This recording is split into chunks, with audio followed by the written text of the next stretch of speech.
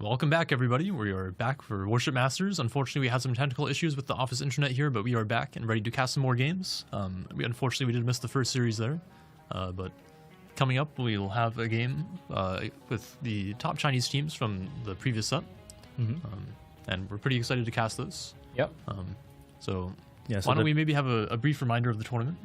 So yeah, we're playing in a 7v7 environment with points, and each team has 100 points to begin with, and they can spend those points on 7 ships or even less. There's a flagships rule in place where there are a few ships that can be picked only twice in the entire tournament by the team. Yep, and these are usually powerful ships like the Condes, the Annapolis, the Petropavlovsk, so on and so forth. There are 8 in total. Hopefully we'll get to see some of those a little bit later today. Yep. And so the team that we're going to be watching is TSYMQ versus RB. And both of these teams are from the Chinese server, and they have won their first game. Yep, an interesting note, TSYMQ is the #1 team from the last Clan Battle season from the Chinese server, and RB is, I believe, number 2. So both teams winning their expected matchups, proceeding into the next set here. I believe both teams took their series 2-0. So should be a pretty nice matchup here. Yeah, definitely. We saw some interesting things happening. We are actually currently in the pick ban phase of the game. TSYMQ has banned Shatter, and RB has banned Islands of Ice. The maps that are picked are TSYMQ has picked Tears of the Desert, RB has picked Repost, and the third map as the random pick has gone to Warrior's Path. Pretty good set of maps there. Definitely. Yep. And we actually do have stats from, I believe, the first set of games that these teams played, and we can see what kind of lineups they brought with the point system. TSYMQ, for their games, opting to bring lineups such as Druid, Ragnar, another Druid, Gvazovoy, Edgar, and Colbert, and a Clausewitz. So a few ships that you usually don't see in competitive. Yeah, so definitely a different choice of ships from what you would see usually. And I believe this is just a result of the point system, which is very good because I like seeing unorthodox picks and different things from the strong meta ships basically. And obviously this is a way of them working with the point system to try and build a composition of core ships that are still very strong, while also having some ships that are maybe not so meta. Yeah, and then from RB's side, I think we actually got the opportunity to see a few of the games, and we saw them favor the Luoyan quite heavily. You can see in their first matches here, they brought compositions such as Incomparable, Salem, 2 Howden Lius, a Delny, and 2 Lucians. Zero, you want to tell us a little bit about how they use those Lucians? So Lucians generally, compared to the more classic gunboat DDs that we often see in competitive play, such as Kleber and Marceau, Lucians are quite slow, actually, for the kind of style of open water gunboat play that generally you pick those kinds of ships for. But they ran them together down the, I believe there was a 9 line of north, or was it Warrior's Path? I think it may have been Sleeping Giant. Sleeping Giant, right. They ran their 2 Lucians down the 9 line Sleeping Giant, and they were just gunning down anything they saw, which is kind of crazy because Lucian, like I said, is not a very fast ship. Yeah. It isn't, but it makes up for it by being very hard to kill. Yeah, it's a bit of a cockroach for sure. Yeah, it is. I mean, it's like kind of the same principle as Nostrashimi, which 1 tier higher, I guess, with very, very fast DPM and specialized repair teams, which essentially can heal your entire health pool back over a longer period of time. I mean, the heal runs for what is it, almost a full minute of duration? I believe it has changed a little bit, but it used to be 60 seconds. Now maybe it's just improved. I'm not sure. But still, it's a very unique ship in the regard that if you time your heals right, you can essentially keep staying in the fight. I mean, you can stay in the fight for a long, long time. Yeah. And the sonar as well. Let's talk about the sonar too. Can't forget the, I think, 5.5 kilometer hydro that it brings. It's quite nice. The original hydro destroyer Luoyan. Yep. And Lucian also possesses a lot of firepower. The AP shell's damage output is pretty decent, especially for the insane fire rate that it has. It does have somewhat reduced HE shell damage, but the sheer output of shells plus the fire chance of each shell means that Lucian can put out a lot of damage. When feels like a Friesland when you're basically under fire of Lucian. Yeah. Do you think that they would bring the Lucians to Tears of the Desert? Around the A cap? Yes, I think Tears is a map where gunboat DDs are very, very strong because there's not a ton of kind of wide open flank positions that are safe for cruisers to play in. So we do often see, especially in unrestricted seasons, ships like the Kleber are very, very powerful on this map. Yep.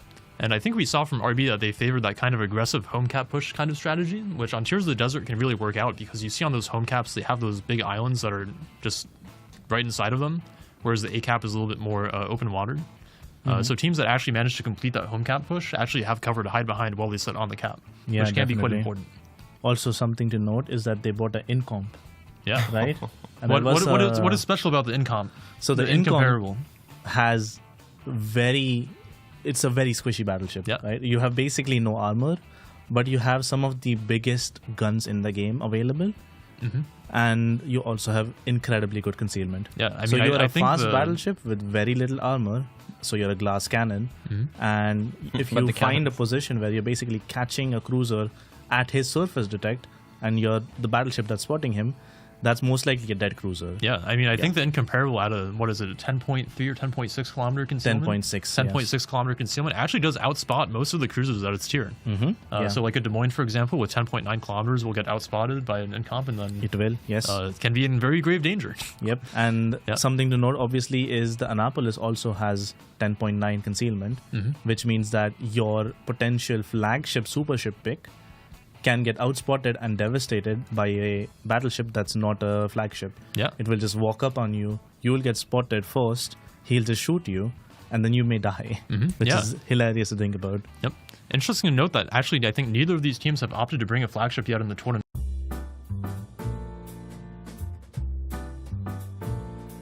We've seen a bunch of flagship picks so far, but both of these teams managing to save their picks and both going 2-0 is quite impressive. Definitely. Really excited to see this matchup. Yeah. What do we think about Repost? I mean, we talked a little bit about it, unfortunately, before our first series was cut short. But this map is a little bit special in that it is not like a typical Clan Battles map in that there's a home cap and a contested cap. It's just 3 caps in a line. It's more similar to the traditional layout. But they're all extremely close together. Oh, they are. I mean, cover is present. The fact I like this map a lot because it is almost perfectly symmetrical. Yeah. Rather, other maps such as Warrior's Pass of Tears of the Desert, they do have a little bit of differences in terms of island height or placement. You know, it's not perfectly symmetrical. Repost, on the other hand, is almost nearly.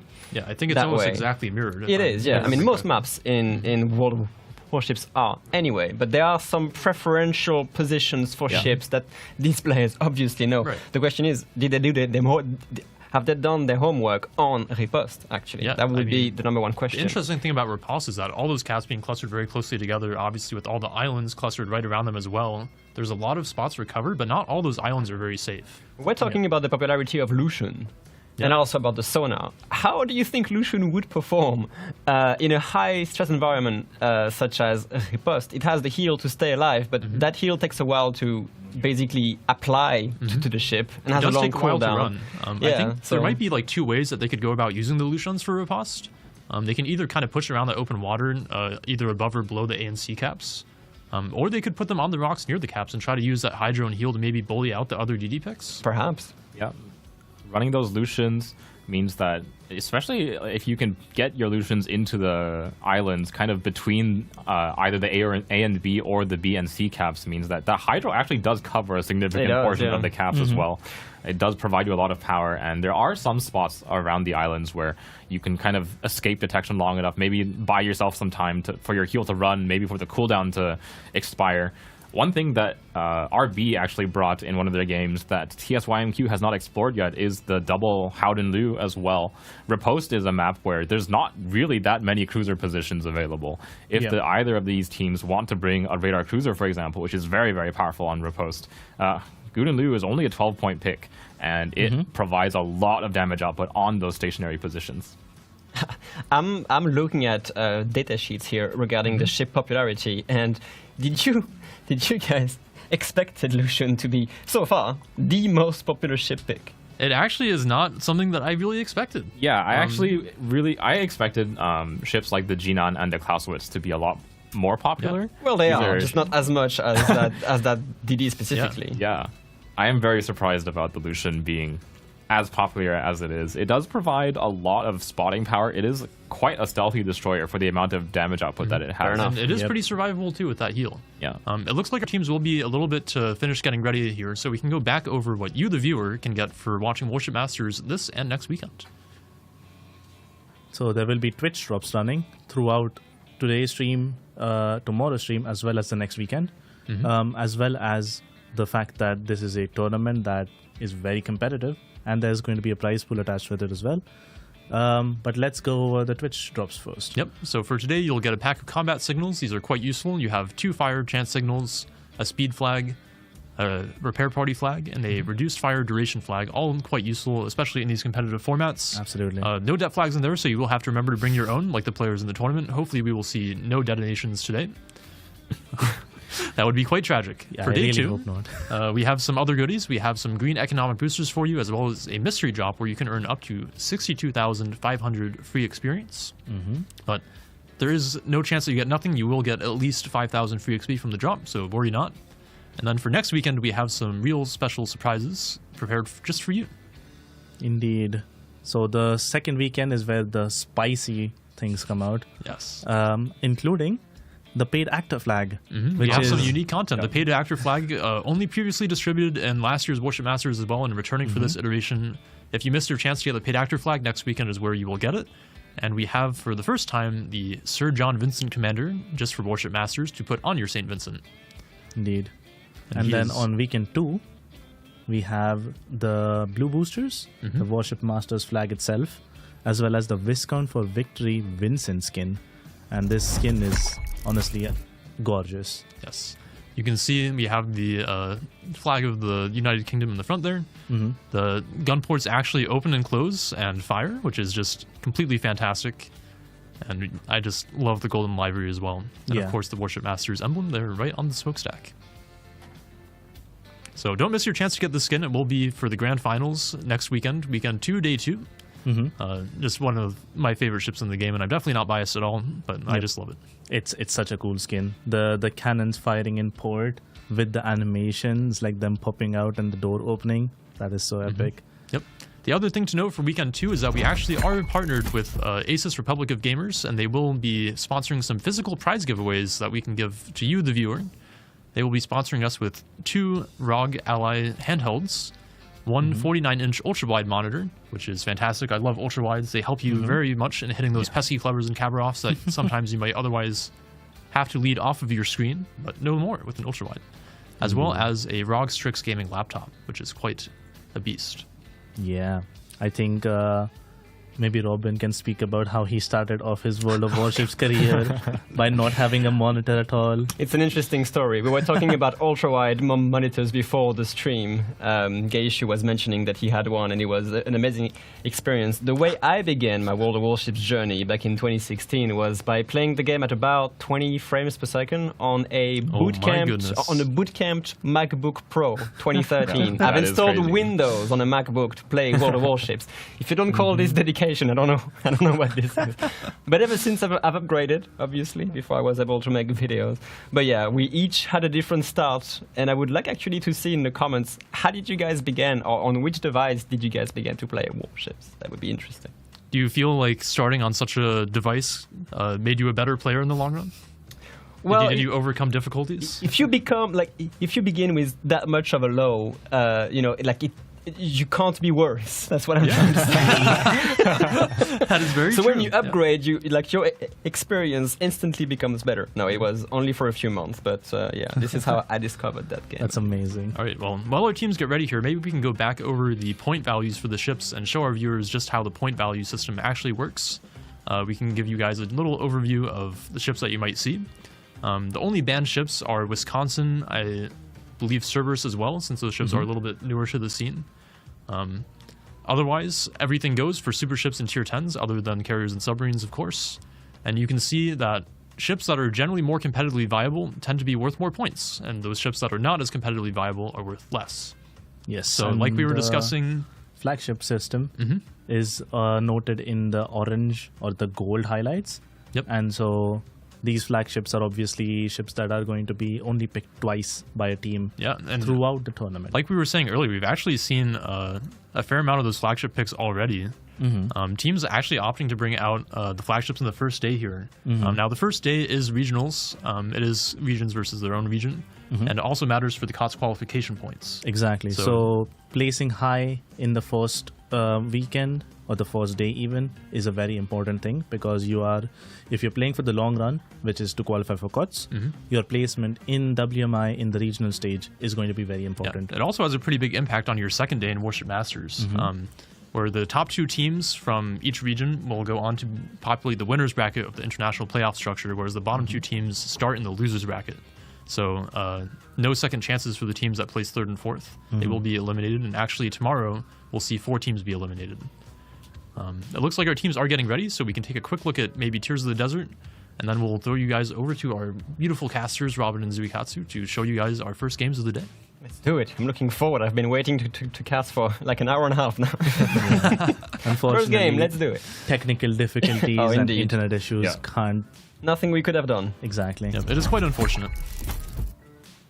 So we are starting. We are dropping into Tears of the Desert, our first match between TSYMQ and RB. On the green side, it's going to be TSYMQ spawning in with their lineup of no battleship, a Clausewitz, a Minotaur, a Venezia, a Shimakaze, a Grozovoy, a Z42, and a Druid. And what about that red team? Goodness me, there's no battleships either. Well, RB is bringing a Novosibirsk as a flagship paired with a Salem Austin, which is really surprising in my opinion, Yodo. So the light cruiser pick, not something I expected. On the other hand, the destroyers, Druid, Vampire 2, and Lucian. A lot of fast-firing guns here, paired with some nice smoke. The only radar that they have is Novosibirsk, long range, and Salem, very short range. I'm looking forward to see what they're going to do on the A side of things with these DDs. A lot of firepower coming from RB. Yeah, RB has brought a lot of lighter ships. We have noticed that the teams from the Chinese server do tend towards the lighter comps. They're not bringing as much HP, as much kind of raw tanking power, as much compared to the European and the North American teams, but they are bringing a lot of destroyers, a lot of cruisers. This time, obviously, basically the heaviest ship in this entire game is the Novosibirsk. I believe we might have a bit of an issue with the game starting. There might be some disconnection or some resets, because none of the teams seems to be doing anything right now. So we might have to go back to the drawing boards again. It seems both teams want a reset. So we can switch back to something else while we wait for them to figure this out.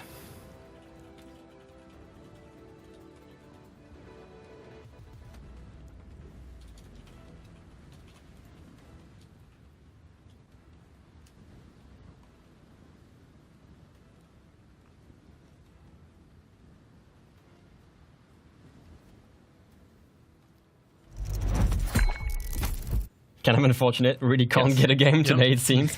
we will wait for we will wait for these teams to get back organizing themselves, and we might be able to cover it afterwards. But considering the lineup we saw, it's very interesting. You mentioned that battleships are not expensive. Yeah, right. It was actually really interesting to notice that. Yet most teams we've seen seems to just not bring any. Yeah, I mean, we've seen some battleship picks, but it seems like the Chinese teams in particular, for their first set of games, also really did not favor bringing a lot of battleships. And we did know specifically that battleships were made quite a bit cheaper in this iteration. Yes. But I mean, if you want to save points and you want to bring those more expensive cruisers that bring the utility, like the radars, then dropping battleships is a viable way to go about it. Definitely. I think there is, I believe, two trains of thought. One that has battleships, where you're sacrificing some of your cruiser firepower or potentially your smoke destroyers, which are quite expensive. Yep. Or you drop the battleship and you play to basically set up your cruisers in a way where they are dealing the maximum damage they can and be as flexible as they can. Sure. So we're basically kind of seeing two different play styles. One maybe a little bit more controlling with the cruisers, and the second one a little bit more aggressive with the battleships, adding the survivability, adding the firepower. Interesting to see how they'll opt to play these battleship-less comps. Yeah, definitely. I think it's going to be quite an interesting way to play it. I think the comps where it's going to be a clash, where it's going to be a battleship comp versus a no battleship comp, may be the closest and the most interesting games. Yep. However, there is definitely many ways where a no battleship team plays against another no battleship team, and it may involve playing very aggressively at the start for map control, or just playing very defensively and defending the caps, not letting the enemy team have the caps, and playing for kills is also a violent strategy.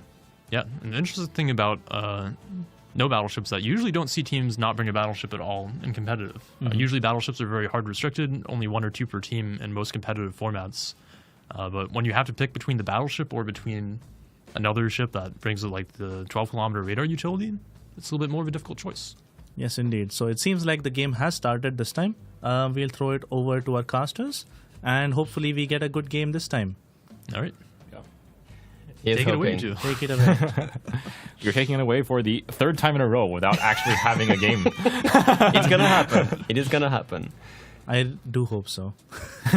As far as I can see, if we look at the lineups, because the game is beginning in basically 10 seconds, I think everything should be the same as the previous one. So maybe they reset the room just because of a player disconnection. It looks like we may have had either a player disconnect or maybe some wrong room settings, but here we go. So yeah, exact same lineup for RB here. Druid, Vampire 2, Lucian, Salem, Novosibirsk, Austin, and Yodo. The teams are moving.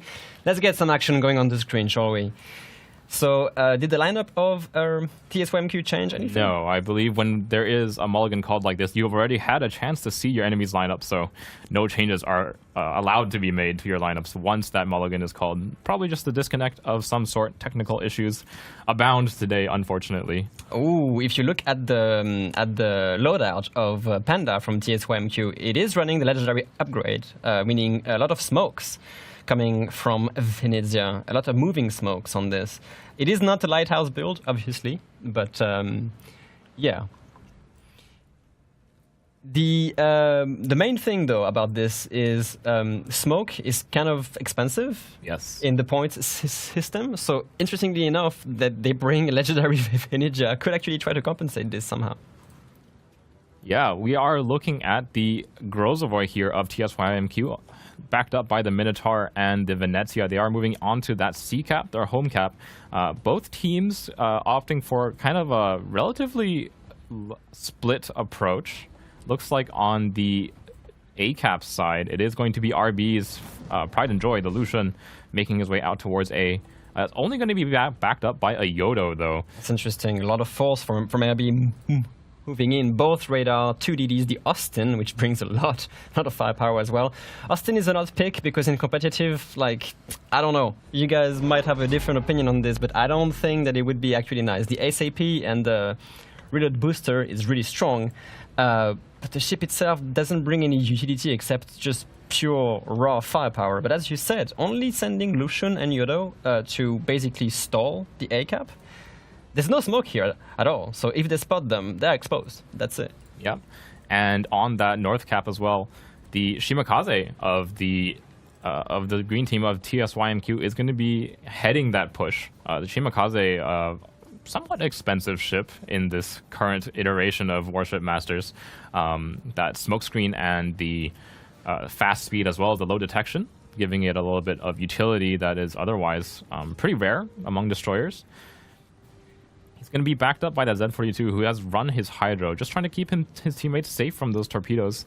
It looks like TSYMQ actually has committed their Clausewitz over to this A cap. Again, super ships are not necessarily flagships in this tournament, and Clausewitz is one of these super ships that is not a flagship. Look at the loadout of the Clausewitz, though. It is a lighthouse build. No concealment at all on this. Full rudder, full reload, no concealment at all. And it's already spotted, by Luoyan from like 17.2 kilometers away. Yeah. So a very interesting pick. The super ship. Once again, TSYMQ doesn't bring any flagships, but does bring a super ship.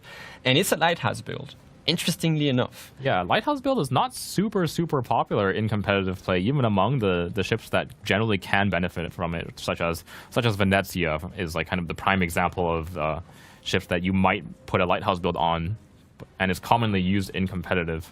Clausewitz, in this case, just acting as that kind of pure damage output ship for TSYMQ means that he's going to be just sitting around, hoping for a target to walk into him. We have both sonar DDs reversing into each other right now. So far, neither team has taken any damage. No one has been spotted, but it's about to happen here. Luoyan versus Z42. Now, the Z42 has lots of guns, but can it match the DPM of the Luoyan? I'm not sure. Yep, and it looks like James Wu's Shimakaze is going to be the first destroyer to walk into that Hydro. Oh, goodness me. Takes one salvo out from the Yodo. Looks like Luoyan was not ready for that shot. Yodo's connection deals about 2,000 damage. It's pretty good damage against the Shimakaze with Yodo's less than stellar ballistics. Fair enough. And this is basically going to leave the A cap completely open for TSYMQ to just claim it. I mean, there are torpedoes in the water. Obviously, Requiem sees them with the sonar still active for how long? Hey, 30 seconds. So he still has about 30 seconds of torpedo immunity, but that's going to be plenty to secure the A cap and start bleeding the points towards their win. Yep. In the meantime, RB, sorry to interrupt you, but the Druid from RB gets caught into a complete crossfire. He is just getting absolutely melted right now. The Minotaur has him in his radar. For like just deep into the radar. Yeah, so RB is going to lose that Druid basically instantly. Yeah, Druid, generally a ship that you want to be playing bow in on islands like he is now, but right into the middle of the map, kind of a strange choice, right? It is a sacrifice to the gods. But I mean, at the same time, maybe it provided enough because the Novosibirsk and the Salem from RB are just basically pushing into the home cap of TSYMQ. There is a Venezia here to basically block them. If you look at the ships that TSYMQ is using to hold their home cap, the Minotaur and Venezia, both of them not quite HE spammers, but they do force you to angle to them. Yeah, but angle to SAP, you don't really angle to these. And with the angle that they've built between these two ships, the Minotaur heading towards the middle of the map where there's less of a threat to him, Venezia hanging out safely on the 10 line, they're going to have a pretty good crossfire to stop the push out of the Novosibirsk and Salem. Looks like Revenge's Novosibirsk has managed to find his way onto the island here in C-Cap. It's a pretty common spot to play when you're the one pushing from that south side to the north. They won't be able to take this cap, but they will be able to lock it down and stop that point gain. About 170 points between the two teams. It's extremely aggressive, though, I have to admit. That Novosibirsk, of course, the only threat is the Venezia. He is firing some pretty decent AP salvos on this. And actually, over against the Salem, Venezia switching to that long-forgotten AP. Sometimes people forget that the ship does have AP shells. It does. Landed a pretty nice, about 25,000 damage salvo onto the Salem. Salem obviously able to heal back a pretty significant chunk of it, but he needs to get his way out of this. Oh man, yeah, another SAP coming in. That Salem is under tremendous pressure. Yes, that super heal saves him for now, but he is in the open with torpedoes to boot. Does this torpedoes in the water? He is going to be forced to head forwards. Novosibirsk Hydro did pick them up, but Salem is not able to go dark from another where he SAP is. Salvo coming in from the Venezia. This should be a kill. Yeah, it is. Down goes RB's Salem, and they are down now 5 ships to 7 of TSYMQ. Look at what's going on here? The Novosibirsk is basically now alone, essentially. They have a Minotaur. TS4MQ has a Minotaur staged there. The Novosibirsk doesn't have the guns pointed to that Minotaur. She will go actually rush him instantly with and torpedoes. Minotaur, one of those Royal Navy cruisers, does have exceptionally high acceleration, able to round that corner before the Novosibirsk is ready. Only the back turret is online, but it's just like Novosibirsk does overmatches the Minotaur, but at this range, Minotaur is a close quarter demon with these torpedoes and these fast-firing high-pen guns. This is going to be basically a dead Salem, a dead Novosibirsk. Yeah, and like you said, the Austin, a strange pick, even in this tournament, I would say. Personally, I do not think it is quite as useful as the other 7-point cruisers. Is going to be smoked up that 10 line by the Vampire 2. Vampire 2 is a pretty expensive destroyer to be committing to smoking up an Austin. That is extremely aggressive. They are literally like behind their spawn, but this Austin and Vampire are essentially doomed. The moment that smoke goes away, like, what are they going to do? They will have a Minotaur basically full HP now after the heal behind them, and then just have like a Clausewitz, a Venetia, and a Grozovoi just waiting for them to be spotted. This is not looking great. We kind of missed what happened on A, but the Yodo attempting a push against the Z442 and a Shima gets taken out. And it seems that the Shimakaze from TS4MQ is spotted by Delusion and within the hydroacoustic range. I mean, I'm not sure what's going to happen to it, but we could all say that this is a dead Shima as well after that. Yeah, looks like Water is going to be able to at least take one ship off the map for his team, but maybe a little bit too little too late here. Yeah, and on the other side, of course, the Austin goes down, and this Vampire is... this Vampire is doomed.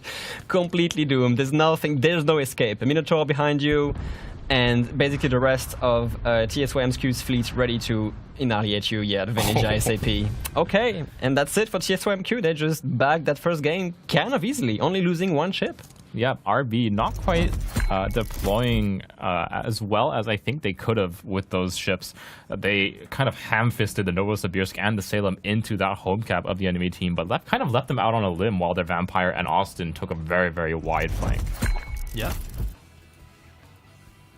Kind of aggressive, I would say. That Salem Novosibirsk push, I mean, I guess they also had the Vampire 2 and the Austin wide on the flank, but it took them so long to actually contribute to anything that the Salem and the Novosibirsk just died. Yeah, and then they were just left versus 4 ships, basically cornering them into the side of the map. To me, it kind of seemed like TSYMQ basically read RB's deployment almost like a book.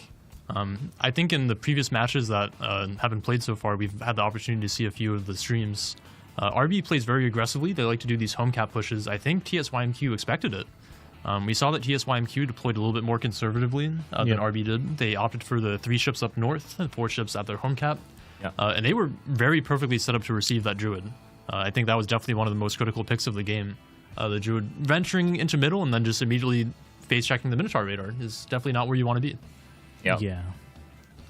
Obviously, the Druid, even if it has really good gun power, and you can definitely Citadel Minotaurs with Druid guns, at that range, when the Minotaur is ready for you, he's radaring you. That's not really a fight that a Druid looked like they even had the smoke screen set up for the Minotaur, so the Druid was basically just completely taking fire from 4 ships, basically couldn't do anything in return and just got taken off the board. And from there, I mean, RB's push kind of fell apart.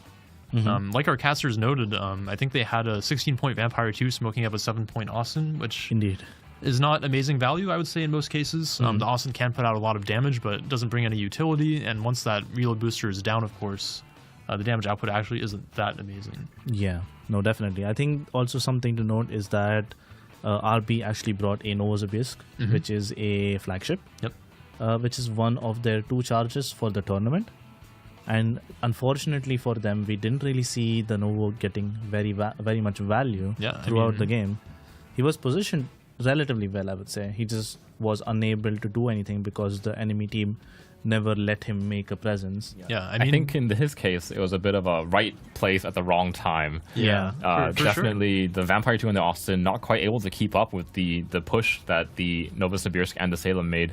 Especially with the loss of their Druid in the middle. The Minotaur was able to take cover from the Novosibirsk guns. Kind of the primary, I would say the best target for the Novo is that Minotaur. Taking the Minotaur off of the field using your superior radar range as well as that AP overmatch. I mean, really let's like to be admit- spotting that minnow. Let's admit, any of the home caps are extremely difficult to push if there's any resistance planned. And in that case, it seems that TSYMQ had the perfect resistance planned. After taking out the druid, they were basically like, okay, the middle is essentially free. All we have to do is prevent the Salem and the Novosibirsk from going anywhere. And they even just sent the Minotaur just to brawl it, you know, because they knew there was no threats anymore on that. I mean, to me, that was what was so critical about TSYMQ's deployment, was that they had the ships in the middle. They had 3 ships up top, 4 ships kind of spread around their home cap, and the presence in the middle ready to kind of catch that druid. They were basically perfectly set up to receive that push. I think they fully expected it. I think they had done their homework. And like we were saying about the Novosibirsk, pretty powerful ship. It is a flagship. But once the druid died, I think RB's push kind of depends on all those ships functioning in concert, each able to fill their role. And once the druid was gone, that's kind of a critical piece of the push removed. Yeah, definitely. I think they had a very, one-dimensional potentially strategy where they had something planned that they wanted to do with the druid push through middle, which was heavily relying, which was heavily reliant on by the Salem and the Novo. And once that failed, they were kind of lost, and they did not have a fallback strategy or a strategy that they could pivot to and potentially still keep going. And TSYMQ obviously is the first seed on China. They are the best, and showing how they, as soon as they realized they had an advantage, they modified what they wanted to do to just be defensive and hold, because once you have that advantage that early on in the game, all you need to do is wait for them to keep making more mistakes, because you have to make a pushing play. If you don't, you will lose eventually anyway. Yeah, and I think you mentioned a piece that we didn't cover too much, which is that the Salem was kind of really exposed after the druid went down. In the middle of the map. I mean, you don't really want to play Des Moines or Salem in open water. I mean, they benefit so much from island cover, and they just parked it next to the Novosibirsk. Maybe if the ships were swapped. If the Salem was out on the 10 line. If the Salem was out on the 10 line, maybe with the Vampire, it could have been different. Or if it was closer to island cover. Right, because the Novosibirsk is probably a little bit more tanky in that open water. This is one of the difficult things about pushing on Tears of the Desert as well. If you bring 2 ships that kind of rely on islands, like if you want the Novosibirsk and the Salem to both be playing roughly the same position, there's not enough space on that rock for both of them, for sure. Maybe it is called in the community Tears of the Cruisers for a reason as well. Spicy games, definitely. But yeah, I mean, what could have been or what could not, it is decided with these players, and they all know what they're doing. They tried a very aggressive home cap, didn't work. Let's see if they can actually maintain this kind of aggression on Reposts and maybe throw off TSYMQ. And we should note that Tears of the Desert was TSYMQ's map pick, so I think they had a very solid strategy prepared for it. I think they probably had a good idea of what RB was going to do based on their previous tournament play. But RB with the Repost pick, again, it is a bit of an unconventional map. They probably have something pretty spicy planned for this map as well. Yeah, I would assume so. Obviously, if you're picking a map yourself and not letting the enemy team pick it or ban it, it means that you definitely have something cooking. And from seeing some of the previous lineups, obviously we didn't get to spectate the games ourselves, but we can speculate what they were planning on doing, especially with the Luoyans, and see, basically predict what we might see on this map. Repost is obviously a very interesting map for all of the competitive audience, because you don't play it like you would a normal map, because of the caps being so close together and the focus of the map being so towards the extremities. You basically want to play towards the edges or towards the center at once, and usually you do not have enough ships to do all of that at the same time. Especially in a 7v7 where you have Repost actually, it is very concentrated around those 3 caps right in the middle. It's pretty big in that it has a lot of open water at the edges. So actually having enough ships to execute a concerted strategy on the map can be a little bit difficult. It is a prime map for, I would say, the Howden Liu. Again, those island positions around the caps can be very critical. And RB actually did bring 2 Howden Lius to a game in their first series, so interested to see if they'll repeat that strategy maybe for Repost. Yeah, I would definitely be curious, because from the previous clan battles meta on Repost specifically, we consistently saw Petros or Moskvas basically parked on the central islands. And if RB or TSYMQ, for that matter, choose to invest that the flagship pick into a Petro, and just so happens that the enemy team has a Guden, he may not be able to sustain in those positions because you will get constantly bombed, and Guden bombs can definitely do a lot of damage to the They Predator. will. They will do it. Yeah. Maybe speaking of those flagship picks, I think we actually have some educational material prepared by the esteemed Dr. Bogsenheimer, who may be able to explain to you just why those flagships are so cool. So maybe we could take a look at why a team might bring Novosibirsk, like RB in the last match. Novosibirsk? Novosibirsk is a flagship. Definitely an interesting choice. I'm sure we're gonna hear about it from Mr. Boggy. Boggy, Dr. Bogsenheimer. Yes.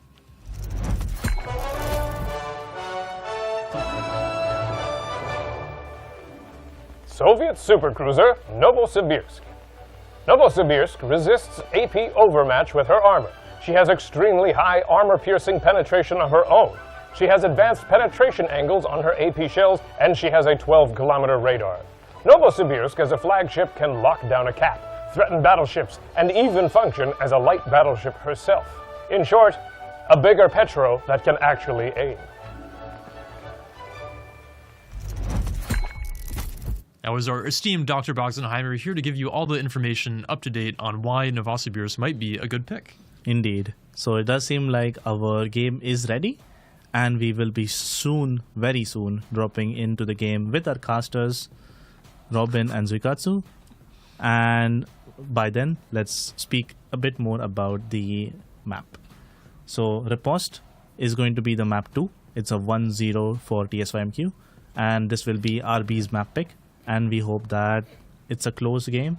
Maybe they are able to make some more pushing plays like they did. Yep, definitely interested to see what RB will bring out for their own map pick here. And teams will be dropping in just a moment. So why don't we go ahead and throw it over to our casters, and they can bring us into Game 2 of the series of the best Chinese teams. Here we go, Game 2 of TS5MQ versus RB. And we see the deployments here. I mean, just to get the elephant... to address the elephant in the room, Zui, what is the most obvious thing you see when you check the teams lineup here? Over on that, I believe it is RB's side, 3 Slavas coming out. We did mention earlier in the stream, Slava is the cheapest battleship in the tournament right now. At 15 points, it is cheaper than many, many of the strong cruisers, and RB has chosen to take a little bit of a step in the other direction. We'll see if it's an overcorrection later on, but 3 Slavas, an Austin, a Stalingrad, a Gunulu, and a Lucian. We said earlier that the Chinese teams generally favor the lighter comps. This is just about as far away from that as you can get. Oh yeah, I mean, they are bringing other things as well. Stalingrad, as you said, Austin, Golden Lion, and Lucian. TS5MQ, no battleships again, but they are bringing 2 super ships, Clausewitz and Edgar, paired with Kolberg, Ozovoy, Z52, Druid, and Ragnar this time. First time we've seen it today. Had a bit of a late deployment on Little Lemon from Stalingrad here, just reversed and basically is parking here. Ship has horrible concealment, and in a close quarter map like Repost, you can get crossfired so easily. Maybe they just want to take it easy with that big cruiser early on. Not that they have any lack of HP across the map. Their 3 Slavas going to be arrayed around Repost. Now, we said that Repost is generally a close quarters map. Slava, not exactly known for being a close quarters ship. No, but I mean, if it comes down to it, when you're only versing Clausewitz, like when you're only versing cruisers, you can afford to go close quarters. The number one thing Slava kind of suffers from is this 25mm bow, which gets overmatched by virtually all the battleship caliber at that tier, if you're not a Bourgogne. Meaning that Slava might actually want to go close quarters, especially against an Edgar and a Colbert. The Clausewitz might be a bit tricky because obviously Slava guns are only 406mm and they don't really overmatch Clausewitz. But yeah, they are bringing 2 of them on the C side and only 1 Slava on the A side, with the Stalingrad actually staging to go around B. And it is going to be up to FLS in his Clausewitz. Going to have to pull a lot of weight in this game, I think. He is that kind of premier BB damage dealer. That 50mm pen on those guns, allowing it to pen pretty much any of the lightly armored battleships in Tier 10. And remember, he is using a lighthouse build versus 3 Slavas, meaning that he is going to get spotted most of the time, and these Slavas are going to prey on him quite heavily. So maybe the lighthouse build is not essentially the best. We all know Slavas are extremely good snipers, extremely good penetration, and essentially railguns with the shell velocity. So I think in this case, though, TSYMQ's deployment of the Clausewitz does keep him relatively protected from getting like really heavily crossfired. He is deploying all the way out to the sides of the map, so even if he is spotted, at least he's able to limit the angles from all 3 of the Slavas at once, rather than having to show angle to one of them. We'll have to see if TSYMQ is able to get spotting on that Slava, though. This looks like he's going to be backed up by the Stalin guide of Little Lemon. Oh, excellent job here. The Z52 from TSYMQ trying to get an early cap on B, and it seems like the good and Lu all the way from C, Yankee has managed to actually get some blind drops on his position with the airstrikes and lands about, what, 4,500? Here comes another strike here. That is quite nice. See if Requiem's able to dodge that strike. Looks like he backs up into the cap. He will. So they will be able to pick up, finally, that B cap. A cap as well, being flipped over to the side of TSYMQ. So we really have to wait for RB to kind of activate their fat HP pull over from their 2 Slavas. See if they can take a little bit more map position, because these 2 caps are going to start ticking away for TSYMQ. Kind of a weird deployment here on RB. If we look at what they're doing with the Austin barely dodging Edgar's or Grozovoy torpedoes, the Lucian here instantly gets caught in an Edgar radar. That's not something you want. And of course gets smoked up by the Grozovoy. All the Lucian has to do right now is, just point your bow at the incoming fire. The Edgar does get substantially hit by a potentially a Slava salvo here, but it doesn't really matter. It has a super heal which is using right now. This Lucian is going to be in a world of trouble. He can reverse out of the red range. The Austin actually gets into that as well. Very interesting moves from RB here, just exposing themselves. We might even see a burst fire from the Edgar coming in on the broadside Austin. No, they just want to pick up the...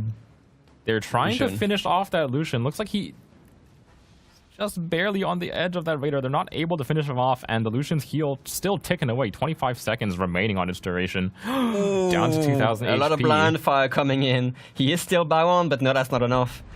Edgar will finish off the Lucian finally, punching through that heal. Again, Lucian's heal does heal a lot of HP, but it takes a long time to do it. It does. It seems that twice now we've seen RB basically just getting caught into a British light cruiser radar and losing a destroyer almost instantly. Now, those British light cruiser radars, they can be played in smoke screens very effectively. The ships have very, very low smoke firing blooms, so they can play really nice and close. Ooh, the Colbert though, Yikuin from TSYMQ getting caught, spotted just for a second, not enough, of course, to take substantial damage, but Slava guns are just a Damocles sword above these light cruisers, as we've seen on TSYMQ's Edgar here. Looks like in the middle of the map, RB trying to take a little bit more position here. Like Water's Slava, going to be heading in towards that B cap. Is threatening the side of that Colbert, so he's going to have to go duck behind an island. And there isn't really anything to keep this guy spotted. We have a prediction here on the winners. For some reason, TSYMQ 45%, RB 55%. So right now, the people are with RB. Unfortunate that they don't seem to really have a handle on the situation, but they're getting there. As you said, Lackwater is currently pushing into B. He is going to get heavily contested, of course, by the Colbert behind an island, and then the Clausewitz all the way across A and B, just contesting that. Yeah, Clausewitz going to be able to put in a lot of good damage output against these 3 Slavas as soon as they can get its eyes on them.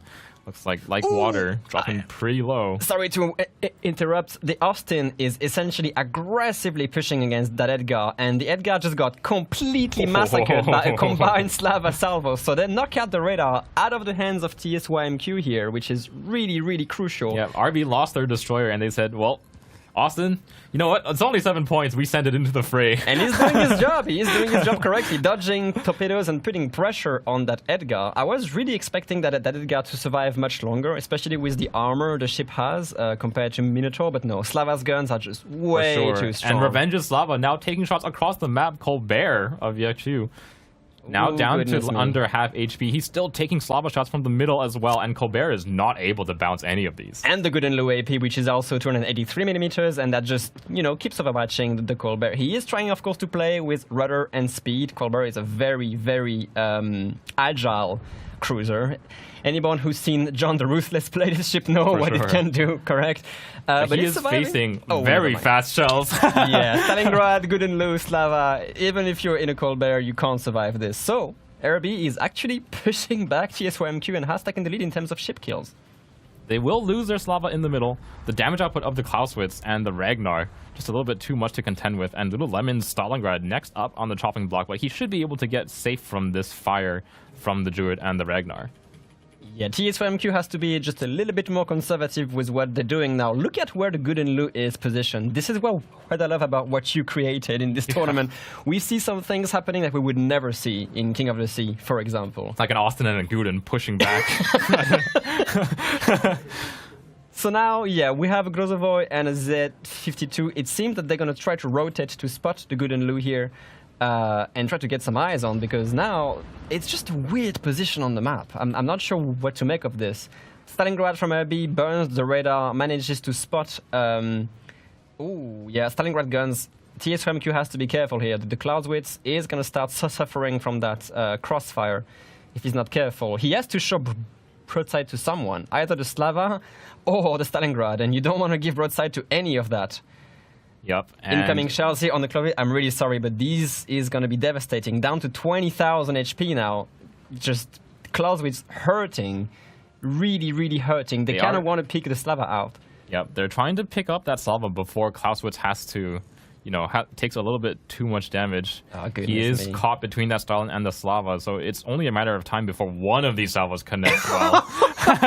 And there it is, down to 470 HP. The final shot from the Slava is coming out. Yeah. And that should be the end of the Clausewitz here. Down he goes. He does manage to land a fire on the Slava on that one line, so this should be the death of the Slava as well. Clausewitz able to do a pretty decent chunk of damage, but I feel like with this much HP left on the board and their main damage dealer dead... Yeah, this is actually a really, really good play from RB. Absolutely, like parking the Stalingrad here within the reach of the B cap and just cross-firing that Clausewitz was crucial. Yes, they pick up the Slava, but they've actually knocked out one of the, as you said, biggest damage dealer. And they're capturing B and A at the same time. Yeah, so point gain for TSYMQ has completely stalled out. They do have a pretty sizable advantage still, owing to those early A and B caps, but I don't really see any way for TSYMQ to push RB off of these caps now. They only have destroyers, which have a good DPS, of course, but limited. The Ragnar is a very, very difficult gunboat to deal with highly accurate guns that can deal a substantial amount of damage, but he is pushing into a good and Lu. And no, it's not the most ideal thing to do, especially because these guns can knock out a lot of HP off of your ship, as we see on display right here. Yeah. But yeah, TSYMQ is forced to be aggressive. They have no other choice at this point. And we still see over in the north of the map, this Austin has been on the warpath. He's still just chasing these destroyers around. The Grozovoy obviously significantly faster than the Austin, but there's only so much map left to play in. Yeah. Stalingrad from RB, Little Hemon has suffered a little bit from the Druid spam. TSYMQ desperately trying to reset or contest the points, but that's it. RB gets the cap advantage again, so we will definitely, at this point, I believe, go into a best of 3 Ragnar. Nice shot from Revenge's Slava. Was this high explosive? Yeah, that was an HE salvo from that Slava, taking out the Ragnar. Ooh, but good and Lu might be taking Grozovoy torpedoes here. Yeah, that's one on the bow, on the stern, sorry, down to 9k HP and under fire. They might be able to pick it up. Does the good and Lu has any sort of damage sorry, not the damage he's left. He coming back in 10 seconds, and he's escaped spotting here behind the island, so the Z52 is not going to be able to finish. But that's a flood. He has no DCP. The heal's going to be burned here, but is it going to be enough for him to survive?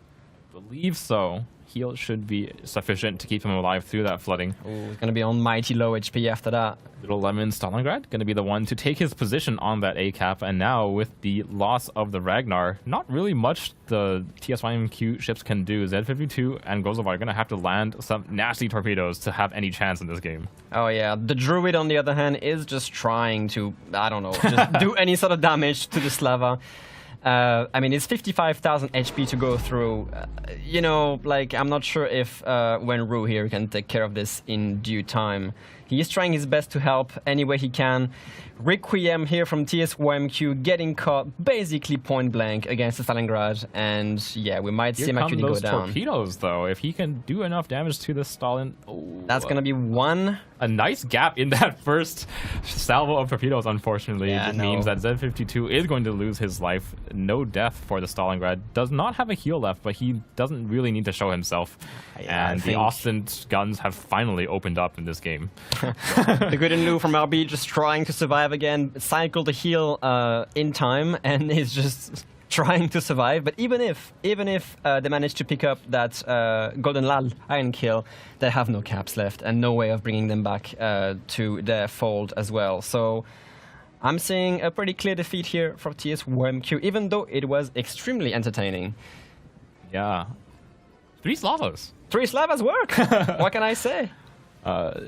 We did see them drop pretty quickly once they were spotted. Even against the fairly light comp that TSYMQ brought, as soon as the Slavo was spotted, it instantly starts losing HP very, very quickly. Oh, yeah. With 3 of them on the board, you have a lot of HP to go through. You do. Very nice play from RB, pushing that Austin all the way, basically in their spawn and then back towards theirs, essentially just bullying these destroyers out of position. So well done to RB for clawing back this first disappointing match for them, I assume. You know, losing the card on the Novosibirsk early. Their strat definitely fell apart kind of on Tears of the Desert, but on Repost, looks like they were ready for it. 3 Slavas coming into the fray. Colbert suffers. It certainly suffered in that match. It is cheap, but it suffers. We talked a little bit earlier about the idea that a team with no battleships would run into a team with many battleships and the kind of gameplay that would ensue, and I think we saw a wonderful highlight of that action in this very match. Yeah, definitely. Wow, super unique team composition there from RB with the triple Slava plus the Stalingrad. Yeah. Massive crossfires everywhere. We kind of saw the initial deployment almost mirror what happened in the last match, where RB kind of put all their ships onto one committed flank. And actually lost their destroyer early. Yeah, they did lose their Lucian again for the second game in a row. But they recovered extraordinarily well by taking the Austin and just continuing to push with it. I believe one of the misplay from TSYMQ that got heavily punished by RB was against the Clausewitz. The Clausewitz just kept pushing broadsides to both Stalingrad. I mean, he had to choose either to make a very risky turn, but then remain spotted anyway, or just keep pushing broadside to Stalingrad, which in 3 salvos got dismantled, essentially. He took that first salvo from the Stalingrad, realized he was in a very bad position, and at that point he has a choice to make. He can either stay badly angled to both of them or try to make the turnout in front of the Slava. Yeah, and actually in this situation, I feel like turnout is the best approach. That lighthouse build is actually what against sealed the deal. Yeah, definitely. If you remember RB's comp, they really don't have that much spotting left on the field. Once that Lucian died, they don't have a destroyer. They have an Austin running at them. Yeah. But if the Clausewitz was running a more standard build, let's say, he can just go dark, heal up, maybe could have just dropped off a reposition. detection there and been able to keep himself alive. But the lighthouse build not doing him any favors in that situation versus triple Slava crossfire.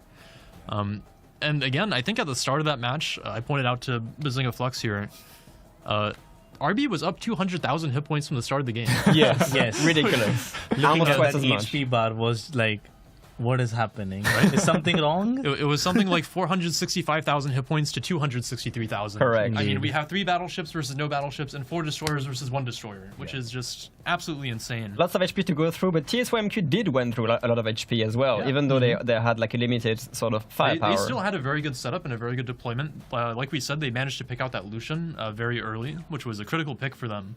But unfortunately, after that point, RB just committed to what they were doing. I think they figured they had no other choice. And the super light cruisers kind of fell apart in the face of the Edgar? The massive amount of overmatch. The absolutely massive amount of overmatch on RB's team was just able to dismantle those light cruiser picks. Yeah, that was an incredible showing. Even though they lost the first ship, they still kept pushing. They still had a plan. And whether that plan was the same thing that was intended, whether they were going to lose that Lucian or not, is up for debate. But the Austin just pushing spotting things for the three Slavas and the Stalingrad. Yeah, I mean, this is maybe one of the consequences of deciding to bring a composition that has no battleships. Yeah. When the Austin decides to push your face, what do you have to punish it? You have a Colbert and you have an Edgar. Yeah, and both of those ships are under massive pressure from 3 Slavas that can shoot across the map. Indeed. And a Stalingrad. So definitely not. Probably a little bit of a composition mismatch there. Yeah, definitely. Like the playstyle differences between the teams is definitely very apparent to everyone, and I do like the way TSYMQ approached it. Yeah. Maybe their execution of it wasn't ideal, since clearly it didn't work out in the end. But they had a plan going into it where they wanted to kill the destroyer. And they did so quite effectively, quite early on in the game as well. Yeah, I mean, I would say they had almost a perfect start where not only did they get that destroyer pick, but they also started up on caps. Yes. I think they managed to get 2 caps before RB was able to get into any of them. So definitely executing the many destroyers composition pretty well, but just not able to keep those light cruisers alive.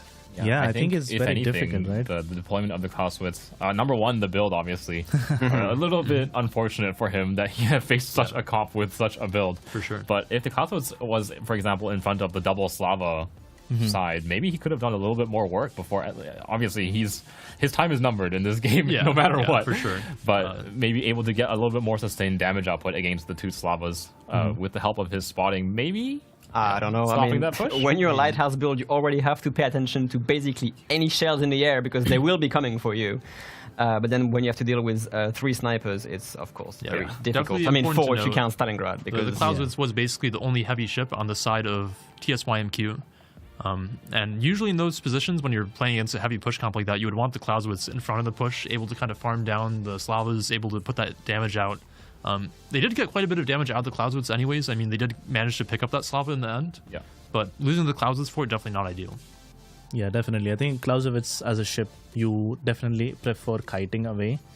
And something to note is that Clausewitz obviously does not get overmatched by Slavas because Slava only has 4 or 6 millimeter guns.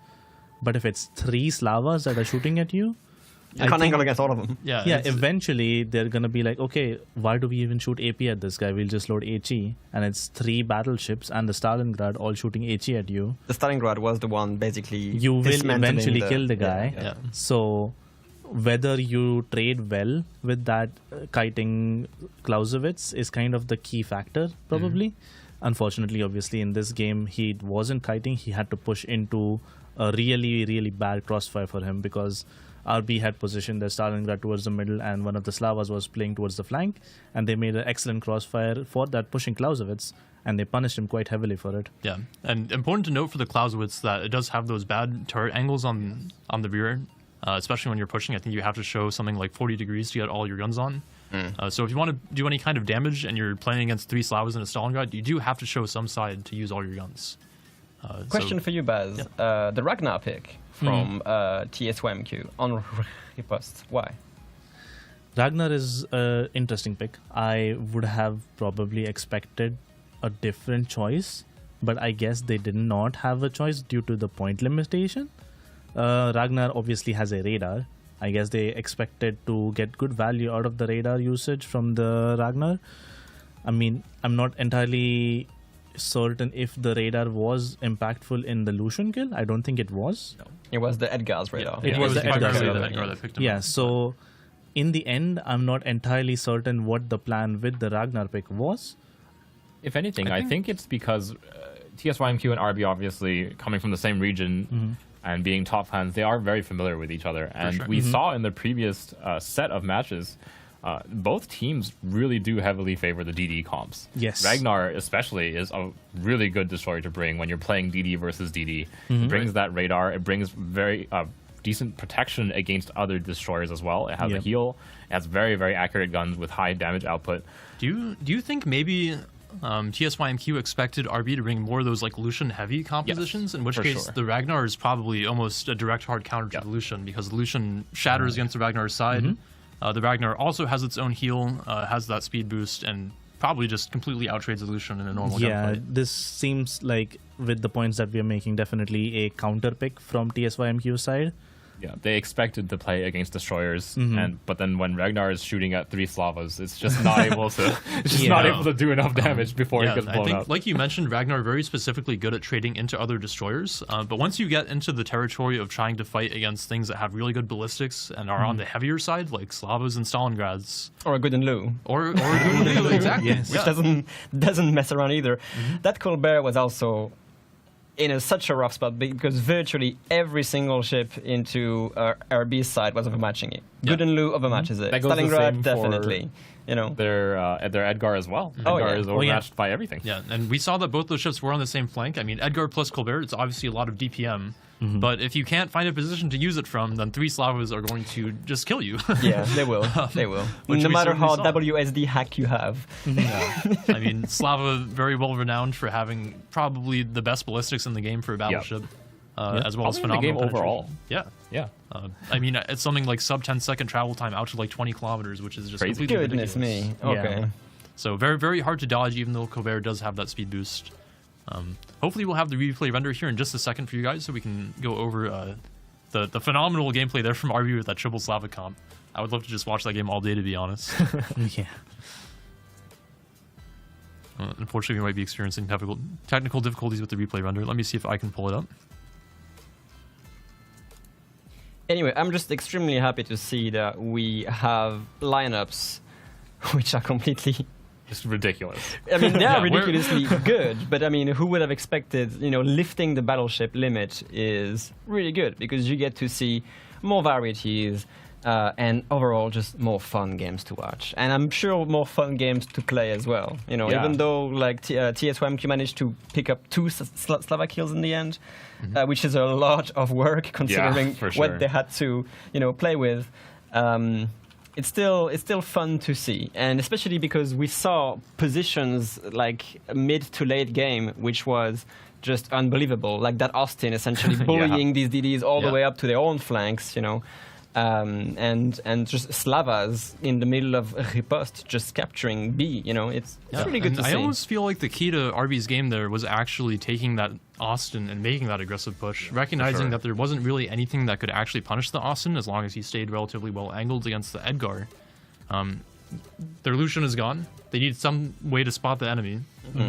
Take your 7-point cruiser and just send it at the enemy, right? Just make heat of it. Yeah. Oh, And the unfortunately, thing we will is, not now actually have the render. now the cat's out of the bag. I think TSYMQ expected to play a lot of destroyer versus destroyer For sure. games, and RB has now shown. You know what? Maybe we can't play this versus TSYMQ. They were heavily Yeah. outmatched in that first match, and they said, you know what? We just won't play this game anymore. Yeah, I and mean- in WMI, the different styles of play are very, very different. There's yeah. a lot of different options that you can kind of bring in terms of how exactly you play these maps.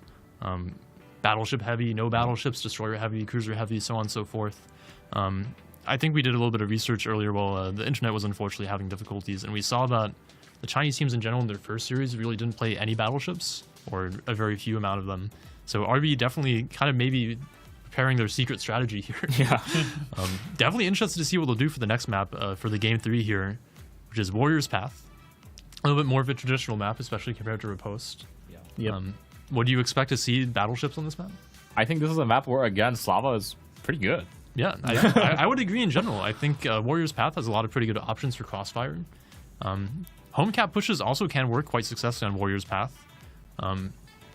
Again, there's generally 2 ways that you can break down a clan battles map. You can play that contested side, or you can go for the home cap push. Yep. One of the things to note about Warrior's Path is that you have to kind of control those islands in between the home caps if you want a successful Yes. push.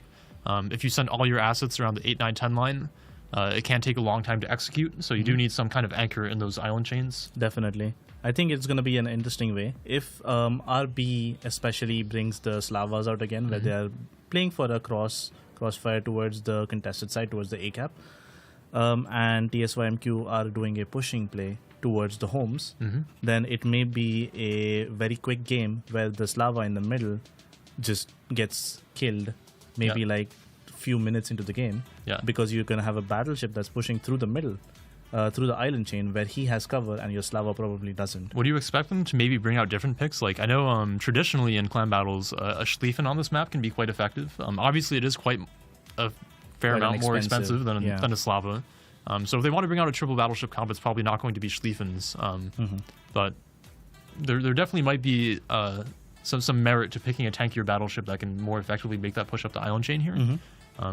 But we'll have to see. They might choose to just spam out those levels again. Indeed. I think we are going into the game now, so let's throw it over to the casters and have a great map 3. Yes. Here we are on Warrior's Path.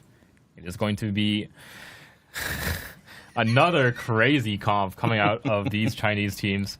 On the RB side, this time spawning as green, Austin, Stalingrad, Minotaur, Druid, and Lucian. The amount of non-HE damage output on this team is ridiculous. That is very, very interesting. No battleships at all this time. I mean, if you don't consider Stalingrad a battleship, you could always count as one in a way. In this game, it is. In this game. So, yeah, like colorless surprise because there's no BBs at all. TSYMQ brings, again, Clausewitz. I assume, if I check the build here, will again be Lighthouse. Correct. And Edgar, again, Venezia, Shimakaze, Z52, Elbing, and Druid. First time we've seen Elbing today. Which is going to be interesting to see how they use that very high APDD paired with a Druid. As you said, lots of AP going down range. Lots of crossfire coming out of the TSYMQ side. The Elbing, Druid, and Edgar heading to that same flank. So as long as they build a little bit of an angle between them, so much damage output potential from these ships. We see Elbing is running that new legendary mod as well, allowing it to be a little bit more flexible in open water at the expense of a little bit of damage output. Can you explain what the Elbing unique upgrade does? Yeah, the Elbing legendary modification, it goes in that slot 6, so it doesn't give it quite as much damage output. It replaces that reload booster, but it gives it a significantly better speed boost as well as turret traverse, and allows it to play outside of its smokescreen a little bit more aggressively. Very interesting. Both teams securing their home caps, of course. RB bringing the Minotaur and the Austin. Minotaur obviously being a radar. And on the other side, we will have a Venezia with a Z52, not 42, beware. This can be confused fairly easily, but the Z52 is actually sort of a... I mean, it is an old ship now, but at the same time, it is kind of beefy, has a long range, high acoustic, decent HP, but it's such a massive target compared to the Z42. The guns, on the other hand, are equally powerful, even though it loses a bit of DPM. Nothing specific on the build here, just a standard longer smoke, longer sonar, and concealment. So let's see what these teams are going to do. I think that we might see a little bit of a stalemate here between B and C, so we can start focusing our attention on what's going to happen at A, because goodness me, lots of ships going in there. And that Lighthouse build from the Clausewitz coming back to bite him again here. Takes a very early shot from the Stalingrad. Fortunately for him, nothing connects, but he has to already be playing fairly safely back there in the Clausewitz. Yeah, he does. He knows he will be the prime target for a lot of ships, even though this time only Stalingrad can really be a threat to him, at least for long range. Yeah. It used to be triple Slava and Stalingrad. Now it's only one Stalingrad, so it's a lot less stress. A lot more comfortable for the Clausewitz, and if he's able to get consistent damage output onto that Stalingrad, Clausewitz eats that thing alive. Oh yeah, lots of torpedoes going down range, Shimakaze torpedoes, Elbing torpedoes, Edgar as well. Clausewitz, of course, doesn't have the range, to be honest. Stalingrad still taking some long-range fires here on what exactly, I wonder? I believe it's still the Clausewitz. It is, and still falls short twice. Okay. Clausewitz just doing circles in that spawn, trying to keep himself alive, while his teammates try to get some spotting for him to finally start opening up. It's going to be difficult, though, against this team. The Lucian's going to pick up all of these torpedoes, obviously. The Druid might have to do a little bit of dodging, so does Minotaur and Austin behind them, but they see these torpedoes coming, and I don't think any of them will take anything. So, yeah, interesting deployment. Very aggressive on the Lucian and the Druid here. If they get spotted, they will have to deal with a lot of fire. Be careful with these torpedoes. I think they have the advantage here, though. The Shimakaze and Lucian pretty Druid. That's a tight fit. That's quite a tight fit here. Good job, Yakias. Not easy to dodge. Narrowly takes the gap between those two separate salvos of torpedoes. Yeah. Like I was saying, the Lucian is now spotted by the Shimakaze, but Shimakaze doesn't have that much of a buffer between it and the Lucian spotting. Elbing will smoke up and start opening up here Lucian is not a huge DD, so Elbing's going to have a little bit of a difficulty getting those full pens, but looks like the Druid's going to smoke him away. I apologize. I was just watching more torpedo dodging here, died off against the Austin. But yeah, the Lucian takes a big amount of damage from that spot, has the heal, will be fine. Minotaur not taking as much damage as it should be, but it is an Elbing. It's an Elbing. It's Minotaur an Elbing has indeed. to be careful against this ship. Minotaur, That's that might be a destroyer, but... yeah, these are 150mm guns and they hurt. They really, really, really hurt. It is basically a light cruiser. So I guess that legendary upgrade working as intended. But yeah, the Trying to Shimakaze. find that Shima, looks like he managed to escape the radar range of the Minotaur, obviously forced away by those heavy AP salvos coming out of the Elbing. Shimakaze somehow managing to escape with his life against a Lucian Druid Minotaur Austin? Yeah, that's actually pretty clutch. More torpedoes being sent downrange. These sonars are gonna start dying off. The Druid from RB has a very short range one. I believe it's only like 3.5 kilometers. It's Royal Navy DD. They never had long range sonar anyway. And we see kind of a stalemate at A. Some HP has been traded. No ships have been killed. And when you look at what's going on at sea, essentially the Z-52 and the Venezia from TSYMQ have been just running in circles, waiting for something to happen.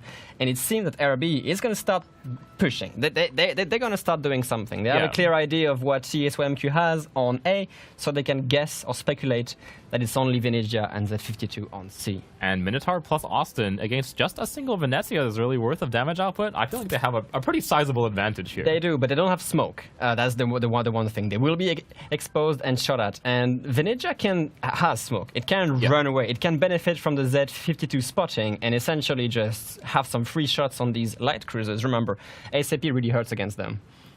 And here we have our viewer predictions for this final game between TSYMQ and RB. Looks like TSYMQ has clawed back a bit of the popular vote here, up to 55%, up from 45% of RB. Just the opposite of last match, basically. Oh, here we go. Minotaur being spotted, instantly radaring the Z-52. He is caught actually in the right position, going away. And we see some ASAP coming down on the Austin. Austin does not have a lot of HP to work with, so every single sap salvo hurts pretty badly. They're going to try to push this Z-52 away, but they have about 35 seconds of Minotaur radar to do so. Nothing really happening right now on the A side, so we will be focusing on this engagement. Second ASAP salvos coming in. Austin learning its lesson and angling against this. ASAP can still hurt you, but if you go really neutral bound against it, you can mitigate a lot of damage. Z-52 though, hurting, really hurting. Austin has switched to HE to basically try to do as much damage as possible. They have to back this kill, because then that Venezia will be in trouble. We have about 7 seconds left in this radar. Not quite able to find the connections here against Yawen Z-52 as the radar drops. For such a thick destroyer, Yawen here is doing a great job just avoiding this rapid fire mayhem going down on his ship. And I have to admit, it takes a lot of skill to be able to maneuver such a sluggish DD away from such damage output. And here is the cap touch. Yawen escaping with his life. He is now starting to smoke up. I think he's going to let his buddy Yechiu take some heat while he opens up with his guns from his smoke screen. Yeah, Minotaur here is going to have to disengage. Good call on making that turn. I would rather take an ASAP salvo broadside than the AP if Venezia has switched to it, but no.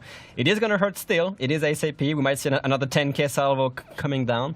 But now it is time to disengage. Yeah, Z-52 not quite able to find those connections into the Minotaur side like the Elbing can.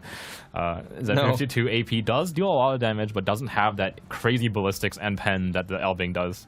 Minotaur not going to be able to take this cap right away, but he will escape with his life. And they will also sort of like bleed the points, like stop the capture on C. This actually netted them just a little bit of points above TSYMQ, which, to be honest, in a long game could be enough, but it seems that RB is starting to push very heavily. They've put the Austin, Druid, Lucian on an aggressive push against basically TSYMQ, and let's see what happens here, because pushing into a lighthouse clouds with, the Lucian's gonna hurt. The Lucian's gonna start hurting on RB's side. Spotted now by that Shima, so he's taking a little bit of fire. Thankfully, the Coswitz had AP loaded for some reason. He will take only one shot from the Cosmos before going dark. Very aggressive plays from RB here on the A side. I thought it was going to be a stalemate, but they have pushed the Stalingrad deep into it, try to get the cap ready, and the Clausewitz, unable to go dark, is going to start taking a lot of fire. Yeah. The Druid and the Austin with the RB. And Stalin is now just about ready to come around the island. He might not even get a shot against the Clausewitz before he goes down. Let's see if the Stalingrad goes for that shot. The Elbing AP coming down on Revenge again. Nope, too short. Yeah, that Minotaur has to be careful. Trying to get more guns to bear against the Clausewitz to try and finish him off. He has to remember there's an Elbing basically waiting for it. Yep, and Clausewitz down to just under 5,000 HP. Does not have a heal for another minute, so this will be the downfall of FLS's Clausewitz yet again. Yeah, that Lighthouse build working against them, but look at Revenge! It's a Minotaur. It's too sluggish to dodge this torpedo. Is he going to take it? Oh my goodness. It was a very close scrape. Really close scrape. Look at what TSYMQ is doing, though. To counter that Austin Minotaur push, they have actually rotated the Edgar with the radar, now basically facing them bow on. It's going to be a bit of a tight spot here because, you know, light cruiser versus light cruiser, HP bars deplete really quickly here. And Stalingrad from that A-cap is going to have a shot pretty soon here against the Alliar. Here it comes. Oh, goodness me. Here we go. Here that is those Stalingrad shots. Yeah, a little bit too much broadside shown against the Minotaur and the Austin. The HP is being traded, but the Austin actually kind of survives in a way. And Edgar has no choice but to show flat broadside to RB Stalingrad. Next salvo is going to be a kill, guaranteed, and here it comes. Yeah. See if he can dodge this. He accelerates, but it's not an... It's just barely enough to keep him alive. His heal just ran out, so this is all the HP he has left. Let's see if he can get a burst out at least before he goes down. That would be... Yeah, he does. In the superstructure, this actually could be enough to kill the Austin.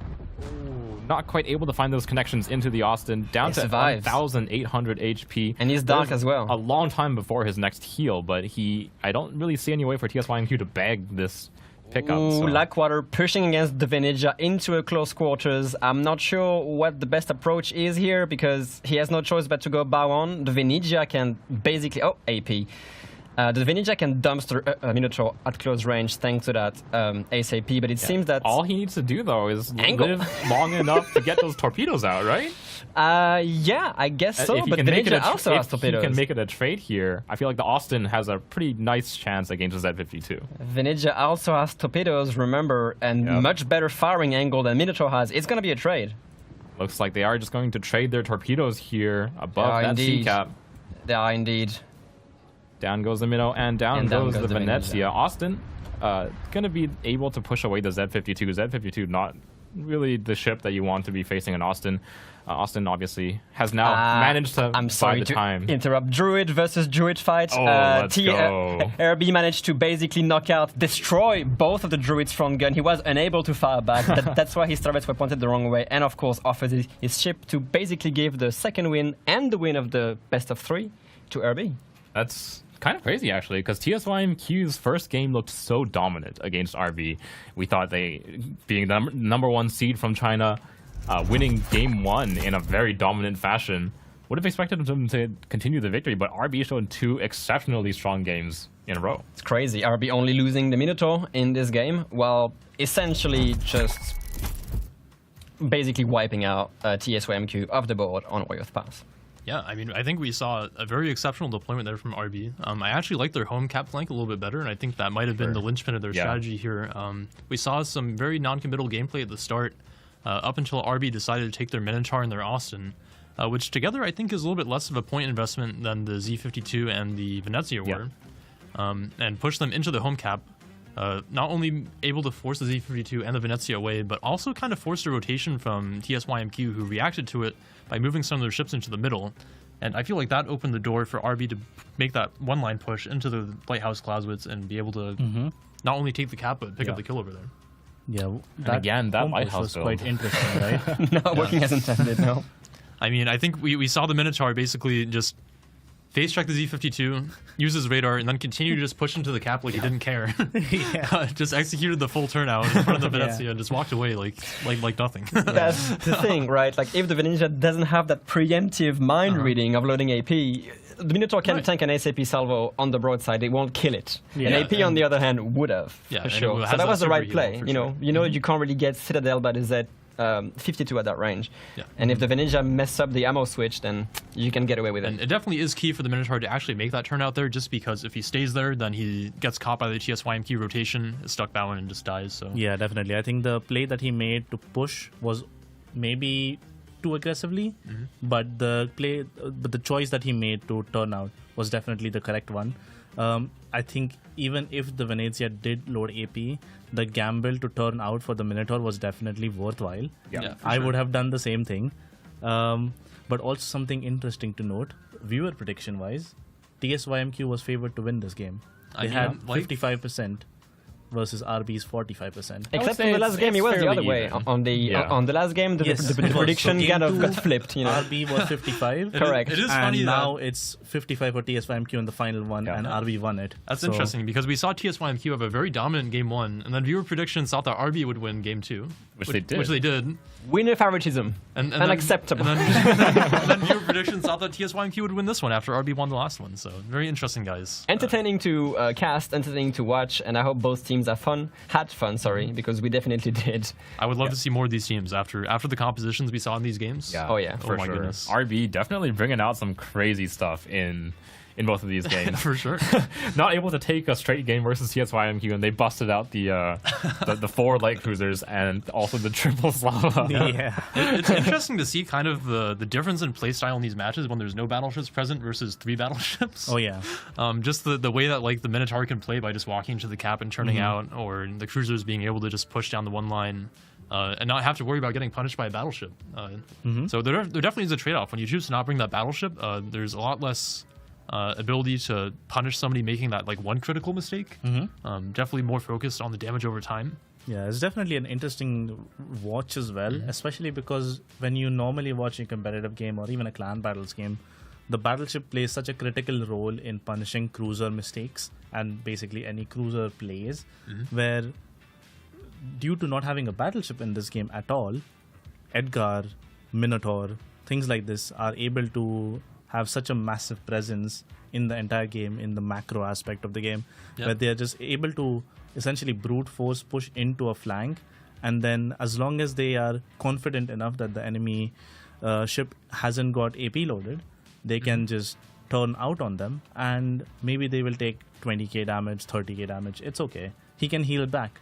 But this play potential is quite interesting. Yeah, for sure. And I think we saw a little bit of, RB did opt to bring the Stalingrad still, so that kind of acts as like a mini battleship for them, especially versus the Edgar, which it does overmatch. Yes. And we saw that punish the Edgar play in the middle there. Do you feel like TSYMQ is maybe sleeping on the battleship picks? Possibly. I think they are maybe very comfortable with the cruiser and like light cruiser even and destroyer compositions that they've been running. They had an Elbing that almost got the Minotaur kill. Almost wiped her in yeah. 2000. It was quite close. So I would say it is possible that they still have a good enough composition that it would work well against a similar type of lineup. But against battleships, I'm not sure if they have that strat like ironed out. Some of the things may still need to be thought about. For sure, and I'm definitely interested to see tomorrow when these teams start clashing outside their regions, how the different playstyles kind of mash together. I think we've seen actually a fair amount of battleship picks from other regions, so interested to see how it'll work out. For our next series, we'll actually be taking a look at VOR versus ATFD, which is actually a rematch of the first series that Asia played, which was also ATFD versus VOR. Okay. Nice. ATFD did lose, I think, that matchup and dropped into the losers bracket. VOR has gone all the way through so far, but actually I think so VOR lost to JNMJ in the last series and will be facing ATFD in the losers bracket here. So Okay. So After it's going to be a admittedly- rematch of the first series they played today. yes, I and see. this match will determine actually which team drops into the losers bracket I see. for tomorrow's games. So Good to see the first game we cover is actually a full best of 3. So Yeah. hopefully we can actually go into another full best of 3 for the next one. for sure. How many of these previous games we had, if you guys have the data, has just ended into a 2-0? Let's go take we can definitely pull that up. It might take a little bit to read all. Sorry, of it. maybe it's like a cut off guard kind of question, but I wonder if in this tournament the best of 3s actually go towards best of 3s, or if it's more likely going to be knockout in 2 Looks games. like in the first round there was only a single best of 3, but in the second round, the winners bracket round 2 and the lowers bracket round 1, we have three best of 3s. Yeah, Three so games the remaining, winners bracket round 2 for Asia, JNMJ versus War was a 2-1, which War lost, which is why we're seeing them now. Yeah. The other 2-1 was the one that we just spectated, Chinese winners bracket, RB versus TSYMQ. And other than that, the 2 other games that went to map 3 were KSC versus Resin and Bonks versus Resin. Now, Bonks actually brought out a pretty phenomenally interesting composition in the first series of the day that I actually just want to bring up briefly. They brought 5 Clauswitzes, a Hindenburg, and a Kleber. Chad, how do you feel about that composition? Do you think it worked out for them? What is your guess? Without going and looking at the won't results. spoil the result, No but what do you spoilers. think? Who won that game? 5 Clausewitzes. Zuikatsu, do you think Clausewitz is too cheap? I am a big fan of Clausewitz, so personally, I would love for it to stay this cheap. Remember, Chad, these 2 guys are the ones who decided. They want to point this shit. It might be our fault. It might be slightly biased, but They will begin blaming it on each other in a moment. See. So it was him. But Clausewitz and Hindenburg, ships that, well, obviously Clausewitz was not out yet, but Hindenburg, a ship that was very popular in early competitive seasons in World of Warships. Yeah, in that season 1 to season 3 kind of era. Those was a early popular days pick. of clan battles, the Hindenburg's just taken for its big damage output, has fallen vastly out of the meta because of its complete lack of utility and slow speed. It's just not really able to do anything other than do damage. And versus like the more modern battleships that tend to have that 30mm overmatch, or things like Colombo, which have the SAP, the old 30mm armor scheme of Hindenburg doesn't hold up too well in competitive. Oh, yeah. So it can definitely struggle a little bit. But it is only 10 points in Warship Masters. It seems that the game has begun. We won't really have time to cover the map picks for this one. It is unfortunate, but it is what it is. ATDF versus VOR. Game has begun on Sleeping Giant. First time we see this map in this tournament. Zuri, check the lineups and tell me what you see. On the ATFD side, they have decided to bring a flagship, finally. We haven't seen one yet, I think, right? We've seen the Novosibirsk. Right, the Novo. But ATFD has brought the one true flagship, let's say. The Conde is out. It's going to be backed up by a Cecilia, a Yoshino, a Defense, a Gudenlu, a Lucian, and a Tromp over on that green side. Looking quite good. VOR is bringing a very interesting lineup as well, in my opinion. No battleships. Castilla, Salem, Moskva, Goliath, Golden Lion, Delny, and Tromp. So both of these teams opting for that Tromp on Sleeping Giant. Lots of airstrike going to drop out in this game, I believe. It's going to be quite interesting. I just want to check one thing regarding the Condé build. It is not a Lighthouse build. Not this time. I think, thankfully. I mean, in a way, Lighthouse Condé works fairly well in random. Obviously, in competitive like this, maybe not so much. But let's pay attention to what ATDF do with this Condé, because Condé is just such a brutal French heavy cruiser, especially with that extremely accurate burst fire. A few cruisers with a very high citadel being brought here by VOR, essentially all of them except maybe the Gudenlu. They're going to have to be really careful about that burst fire coming into them. Yep, and even if it can't find those AP citadels, the HE damage output of the Condé is no slouch either. It is not. It is not. In terms of deployment, we're seeing ATFD here bringing a Tromp, kind of spearheading that spotting on A, backed up by a Gudenlu, so lots of S-strike on the B side for them. Yoshino, which is a long-range HE AP spammers with usable torpedoes, I assume. Usable is about right. Usable at range, I guess, or contextually as a last resort. But that Tromp will be facing a Delny and another Tromp. Delny from VOR using the engine boosts, not really as fast as a Kaba or a Zorki for that matter, but able maybe to stake a claim on the A-cap quite early. Yeah, he is going to be only contested really by the Tromp here. Yoshino taking a little bit of a wider path out towards the A-cap, so I don't think ATFD is going to be able to stop the Delny if he wants to duck right into that A-cap. He's going to have a little bit more firepower Obviously, the Delny itself bringing a decent amount of firepower, and is going to be backed up by a Tromp of his own.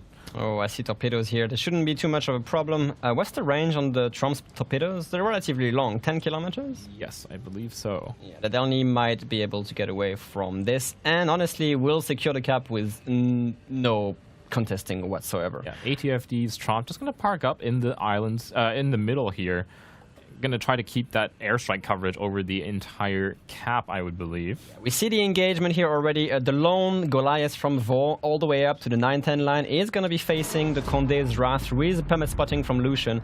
Now, the Condé has to be careful as well because the Goliath guns, especially with the HE, does not mess around. The Sicilia lands a little bit of damage, but these are only 380mm guns at range, won't really do that much. And the Condé suffers already like more than almost 20,000 damage just from a couple of Goliath salvos. Yeah, Goliath definitely able to put out a ton of damage output with that HE, kind of regardless of angle here. Individual salvos from the Goliath are ridiculously strong. You see another 7,000 damage HE salvo onto the Condé. That Condé's going to have to be careful, especially because he's going to start facing crossfire from the other Gudunlu and the Salem, and maybe even the Moskva at range from Vaux. So this Condé actually pushing very aggressively against this kiting Goliath, already almost half HP, and he's about to maybe just get hammered down and focus fire by Vaux here. Yeah, he's trying to trade away into the Goliath, but now the Goliath runs his heel, and that is a potent one. Goliath able to pretty much reprint his entire ship if it's all HE damage. Oh yeah, I see main battery reload booster being burned here on the Condé, just trying to get that HP trade, but at the same time he's already bordering the line. Goodness me, what happened there? Dark Temple. Sicilia? Really not respecting the Sicilia, I guess? No, at all. Takes about 40,000 damage from those 16 AP shells. Sicilia not really known for its incredible damage output, but if you're not respecting it, it still can do some work. It is 16 guns. Interestingly enough, yeah, I was saying it's only 380mm guns, but I mean, if you show broadside to them, it has much better accuracy than the Cristoforo Colombo, so it will be able to punish broadside and even just, you know, neutral angling. The Gudunlu from Vaux, already on 15,000 HP, has to start disengaging, most definitely. But now, Usagami's Condé, still on that 10 line, is stuck in front of a Salem. Yeah, this is still taking long-range fire from the Goliath as well. Kind of at the edge of Goliath's reliable range, but Salem's damage output definitely not low. The Sicilia is trying to basically counter that Condé focus fire from Vaux, only to maybe just put some pressure away from it. The Salem takes deep water torpedoes from the Luoyan, who's been basically flanking. The Luoyan perma-spotting the Goliath also has pretty good torpedo on the Salem, which is now under extreme focus fire and goes down instantly. Really good torpedoes here from the Luoyan. Yeah, Salem, unlike Goliath, not able to use that heal. Let's take a look at these viewer predictions. Oh my Come on. I see. Vor with a very, very, very heavy bias towards Vor in the viewer predictions. 87%. That is about as lopsided as I've ever seen in one of these predictions, I think. It's funny because they're the one who lose the ship first, you know. So, yeah. The Condé from ATDF, though, still firing, still using that damage potential. They know they only have the ship twice during the entire tournament, so I assume that even if it's on low HP, they want to make the use of these guns as much as possible, get some damage on the Moskva, and you know, just use these guns as much as possible because you only get to do it twice. Yeah, and unlike previous Warship Masters, it doesn't actually matter if your warship dies or not. You only get 2 charges of it once. Once you have used it, it is gone. So there is no such rule as existed in the previous Warship Masters where you have to keep your flagship alive. So this Condé, maybe get a heal or 2 out, but he still wants to play aggressively and make his kind of presence known on this sea cap. I think the reason why the Condé wants to get the Moskva spotted is because the ATFD Gudunlu, oh, that's actually a fantastic dodge by the Moskva. The Gudunlu is basically in direct range of these airstrikes, and this Moskva might start suffering because there's nothing they can really do about the Gudunlu here. In the meantime, we see kind of a contest fest here between the Tromp and the Delny, but it's a good play actually from ATDF to park a ship into a stopping the point bleed on the advantage of Vaux, which is currently the case. And the Tromp's going to have to face a Delny in that cap for a little while with not really any backup. The Yodo is there, but that's about it, you know? Yeah. And Oh, here we go. Delny going to be peeling out from the island here. Does get the Tromp spotted, so they're going to start trading. Delny should have a pretty decent advantage in this fight, and Yoshino had AP loaded. Oh, it's Yoshino, sorry, not the Yodo. My bad. Vor going to be able to keep their hold on that A cap. A few more points ticking away from it, but the Tromp can easily just right back in. The Moskva from Vor, extremely suffering from basically a focus fire from the Lucian, airstrike from the Good and Lu. Cecilia just essentially not giving a damn about anything and just massacring this Moskva. There's nowhere she can go. She's caught in the Golden Lion's Hydroacoustic, and with the amount of fire going down on Uruha here, he's gonna go down momentarily. And one thing that's interesting about Moskva, generally considered to be fairly tanky against battleship fire. Oh, they will trade the Guden, though. How did that happen? I think he just took like 1 million damage from the enemy Guden Lu's bombs. Or maybe the Castilla used incoming burst fire from the Castilla on what exactly? On the defense. On the defense. Yeah, defense, not really a problem here. Pretty uncommon ship, let's say. Has very few accurate guns. Very large caliber for a cruiser, and notably Des Moines bounce angles on those AP shells. Look at what they've done though. They've Vor has rotated the Castilla to help the Dany basically lock down that cap. The Castilla is running the Hydro, pushing the Tromp away. The Yoshino is here, but to be honest, from ATFD's point of view, she hasn't really contributed to anything. Maybe took some long-range pot shots at some ships over into sea, but that's about it. I'm really not liking the Yoshino play out of ATFD, if I have to be brutally honest. This is a ship that we priced pretty low because Yoshino is very vulnerable to BBB fire. It's a huge target. Its damage output is not crazy. It's very good at long range, but it doesn't bring a whole ton of utility. But in this game, there are no battleships. I think you can afford to play that Yoshino maybe more aggressively than he is. Yeah, Vor using the Goliath basically on the corner of the map. She survived the Condé engagement. The Condé, on the other hand, has licked his wounds and is coming back for more for this kind of long terms of engagement. Goliath versus Condé here. They've been trading shots essentially the whole games. Goliath does only have 1 heal left, so yeah.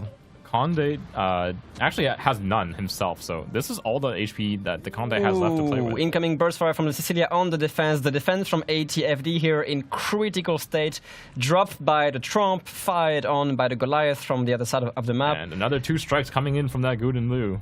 And that's a dead defense right here. The Guden Lu does go down though, so it's a trade again. Latest World Sicilia managing to keep them in the game here, despite all the maybe the poor trading coming out of the Vor's cruisers.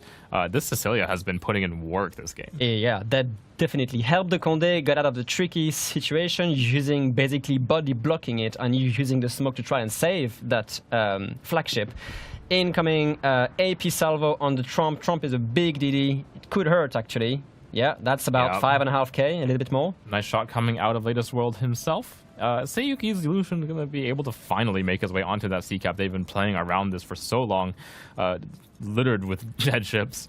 But finally, ATFD is going to step onto that sea cap. Have a bit of a stalemate here. The Castilla from Vol parked into A has basically facing now the Yoshino. The Delny is still lurking around helping, but that Castilla stuck in Yoshino's Hydro is going to be facing the Tromp's airstrikes. These airstrikes have actually done significant damage to the Moskva on Vol's side, and maybe Castilla now will actually start suffering from that too. Meanwhile, though, ATFD is starting to claim the sea cap. The Delny trying to make a push for it to try and just deny this. He does, but I mean, he's facing the wrath of the ATFD's team here. That Delny will go down eventually. Sicilia, 16 guns against destroyers. Oh yeah, the Lucian just massacring the Delny 50mm plate with AP. Great choice of ammunition here. And even though the Lucian takes... Ooh, can I trade this? Lucian's he keeps firing. Is ticking away. He's down to 500 HP, but they might bag the Tromp as well. It only takes 1 good Sicilia salvo. He's going to be spotted for a little while now because he used his guns. 800 HP. Can the Condé actually get a shot on that? I don't think they have him spotted. He was behind the island from the Sicilia when he took his last shot, so he immediately went dark. Sicilia is going to be the one to step on to sea, question mark? But Yeah, well, it's looking a little bit bleak for ATFD anyway, because Vor has just managed to get so much point lead. It's essentially a win in 1 minute and 40 seconds. They can't contest C at all, except with the Cecilia in a moment. But that stalemate, ATFD has to try and do something, get a kill, get some points back in their advantage. Yeah, but I think right now Vor knows that they can just walk this Trump and Goliath off the map because stay dark, don't engage. Cecilia will step onto that C cap. He'll try to slow the point bleed. Excellent play from ATFD here, because the Cecilia has an extremely long action time on that smoke. Only 15 seconds left on the duration, but the puffs might give the Cecilia enough time to just capture C. Yep. And after this, Vo is going to have a really hard time getting back to it, especially with the low HP. Here comes that Trump. Blind fire maybe Can on the he airstrike? reset the No, Cecilia? not enough. Not quite able to find the mark. More blind fire coming in. He gets the And cap. ATFD will take away that C cap. Now Vor. And they are still blocking it. They know they have to get this Castilla out of here. They are putting the Trump. What would you do? Castilla has been given a lifeline in this game. The Yoshino has to do it. The Yoshino has to push and use the torpedoes. What is Castilla going to use? The I AP think on the you have Yoshino? to AP burst here against the goodness Yoshino. me. Only has one chance for it. He's going to go for the Trump. He's going for the Trump. I think he's going to go for the Trump kill. Gets it. Torpedoes on the other side. No time for it. He does not manage to get his torpedoes out. Yoshino will claim away that A cap, and ATFD is going to be the one to claim this game, I think. Trump and Goliath, no way for them to get back into the game. Conde dropping to about 9,000 HP pretty early in the game. He's managed to bring his ship back into the game. Goliath knows that there's nothing really he can do other than attempt a trade here, but with no heals left on either side. That was a fantastic play from ATFD here. They were really down on point, and they just did everything they could to get the points back. They basically put the Cecilia into C with the smoke, capped it, and then basically used the Trump Yoshino combo to just root out the Castilla. Yeah, and we kind of bashed that Yoshino early on. I thought it was a little bit too passive for the play, but you know what? Sometimes all you need to do is stay into the cap. Wasn't I talking about torpedoes on the Yoshino being kind of contextual? Well, here you go. You have the context right here. Well done on ATDF here. Just using the tools they had today to their advantage and essentially just winning that game. Yeah, ATFD's Cecilia putting in a ton of work in this game. Cecilia's a fairly cheap battleship as far as battleships go. Only 17 points means that we as organizers considered it not terribly strong. He picked up 4 kills in this game. He did. My apologies, I keep messing up ATFD's name. If I said ATDF, please don't hold it against me. It's the heat of the moment. Surprisingly enough, that's Cecilia really putting the work in terms of both damage and also pushing in to even cap in the end and clutch that game with points as well. Yeah, 13% of you predicted this outcome. I would like to point out that I actually put my channel points on ATFD, so I'm walking home to the bank. He's rich. I'm rich, boys. But in any case, like we were mentioning with the Cecilia there, Vor not opting to bring a battleship, ATFD bringing the Cecilia and getting a lot of value out of it. Oh yeah. So much value out of those, I believe, 19 points for the Cecilia? 17 points for the Cecilia. Are you even surprised by Who put that there? He did. Who put that there? Oh my god. But yeah, I mean, we saw that Howden take a massive shot from the Cecilia at the start there. Pretty interesting game still, even though ATFD had the upper hand in a lot of these trades. Vor had the caps on lock for almost that entire match. I think that is something to definitely keep in mind. Even though they lost the game in the end, Vor had the majority of the cap control for the game until the very end when the Cecilia walked into the cap, and then they did an interesting play with the Yoshino and the Trump to try and kill the Castilla. I would say they played very well at the start, especially taking control of those caps and holding them for that long against a pushing force is definitely not easy. really liked Vor's initial deployment, where they took that A cap with the Delny right off the bat. Were able to control it for almost the entire game, locking it down with the Castilla, which does have those nasty, accurate Napoli guns. With the burst fire, means that any cruiser coming around the corner can get just blasted. And torpedoes. And torpedoes, of course, too. 4 torpedoes per side adds just another finishing punch there. Didn't manage to get them out, though. No. The angles towards the front, not quite good enough. ATFD, on the other hand, they did play their push pretty well. They did leave it pretty down to the wire in terms of actually getting onto the caps. Mm-hmm. And the Tromp Yoshino play at the end, I was astonished. I was astonished. Perhaps it was a bait play. Yeah, That's what my guess would be. There's It's like a they're baiting the Castilla to shoot the Tromp because the Tromp is low enough already, so it's a free kill. Yeah. And the Yoshino goes for a 1-for-1. He trades the Tromp for the Castilla. I think they were trying to get the burst. Do you think an AP front gun burst fire could death strike a Yoshino? It's It would possible. have. It definitely can. I think 12 shells. Yoshino has a pretty terrible Citadel scheme, Yeah, so he it's does. definitely possible to get those Citadels. But I think ATFD looks at the score. They realize that they can actually lose a ship without losing the game as long as they lock the caps. Yep. So trying to probably bait out the Castilla burst fire, or at least a shot so it's on reload with the Tromp, allowing the Yoshino to go around and get those torpedoes on. And of course, Yoshino does have pretty good torpedo angles. Mm-hmm. At least on like that we front saw. set. Yep. On one of the front sets, the back set obviously not as good. Yep. But able to just trade it out with those massive, I think 27k damage torpedoes if you take the. Yeah, I the didn't tier keep track 3 of his skills, but He didn't more actually than have enough. it. More than But enough. still, damage. 23,000 damage per torpedo. It's a is lot more of than enough. damage. And I think, obviously the Castilla, if he bursted the Tromp, then the kill on the Castilla would have been almost completely free. Yeah. Yes. Because then the Yoshino has no threat of getting devastated by the Castilla itself when he goes around the corner through the burst. Yeah. But since the Castilla held on to it, I am curious if the Castilla intended to torp him or actually shoot him as well. Yeah, I think the ideal play that he was probably going for at the end there, Ram? like we saw, was either ram or torpedo trade the Yoshino and get the Yeah. Tromp kill. In Yeah. which case, I believe the cap stays under War's control, Yep. and they win the game. Yes. They would have, yes. Yeah, if he traded 1 for 2, then they definitely would have won And because the that's like points a were matter in their of favor. that's like a matter of like 5 degrees on the angle for Yeah. those torpedoes. True. Like as if he had another 5 degrees more angle. Granted, the Yoshino was full HP. Do you think 4 Castilla torpedoes would have been enough to kill a Yoshino? That's a good question. That's a I good don't question. think so. I think it I may have mean- been very close. The Castilla has torpedoes, but they're not like extremely Yes. devastating. They Yeah. have decent range. They are like defense system, but they're not a Yoshino 20,000 alpha, Yeah.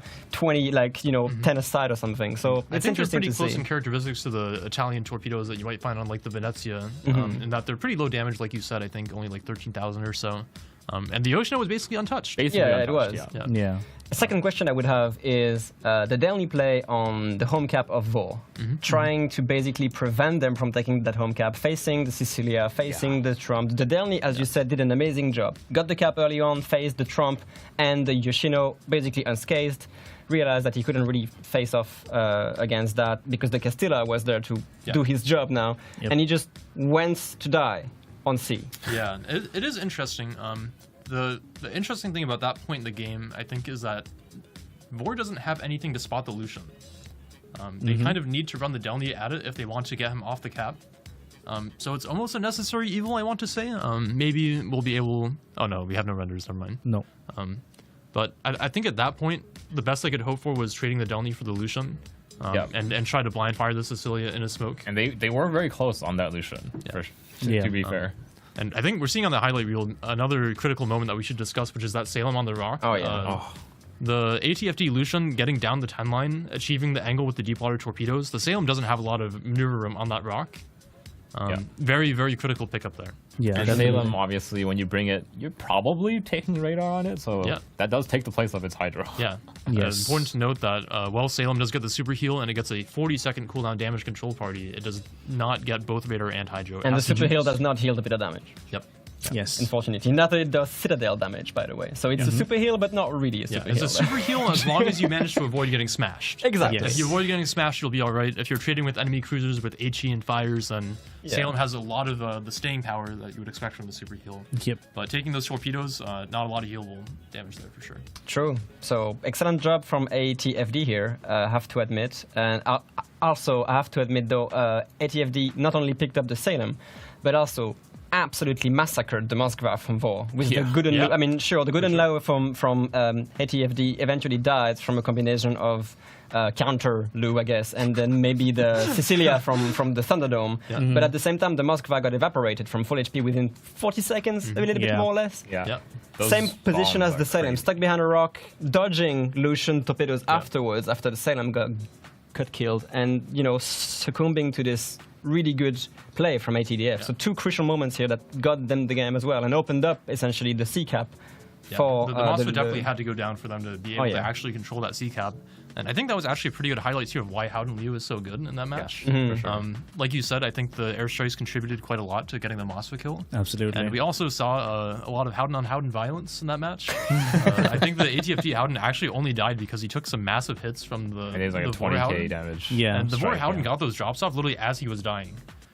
So when cruisers are kind of stuck in these like bow-in positions where they can't maneuver very well, the airstrikes can be so devastating. Question for both of you: Did you price the Golden Lion that low so that you would actually see much less static plays like this? Because a Moskva kind of lives on that rock. There's nothing else she can do after this. And if she lives there, she dies. Let's say it was a happy accident. Fair enough. There are only happy little accidents in our tournament point pricing.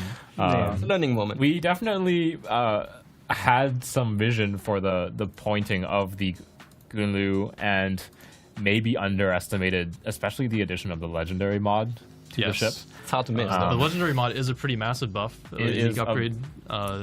It adds one extra charge of airstrike straight up, so you can do 3 at once. I think it also reduces the cooldown time by 20%. Yeah, So you recharge them quite a lot faster. big buff to the airstrikes of the Gunulu. Obviously, it does come with its downsides, but Gunulu is a ship that's, sometimes on a lot of maps, there's places where you park the ship and you become an airfield. Yeah. You don't play the ship anymore. I mean, the number one thing, if you really think of it, the number one thing the Gunlu does is being able to damage ships who can't be directly impacted with gunfire, with line of sight. Yeah. It's reaching behind that cover, which is, in any other case, extremely safe.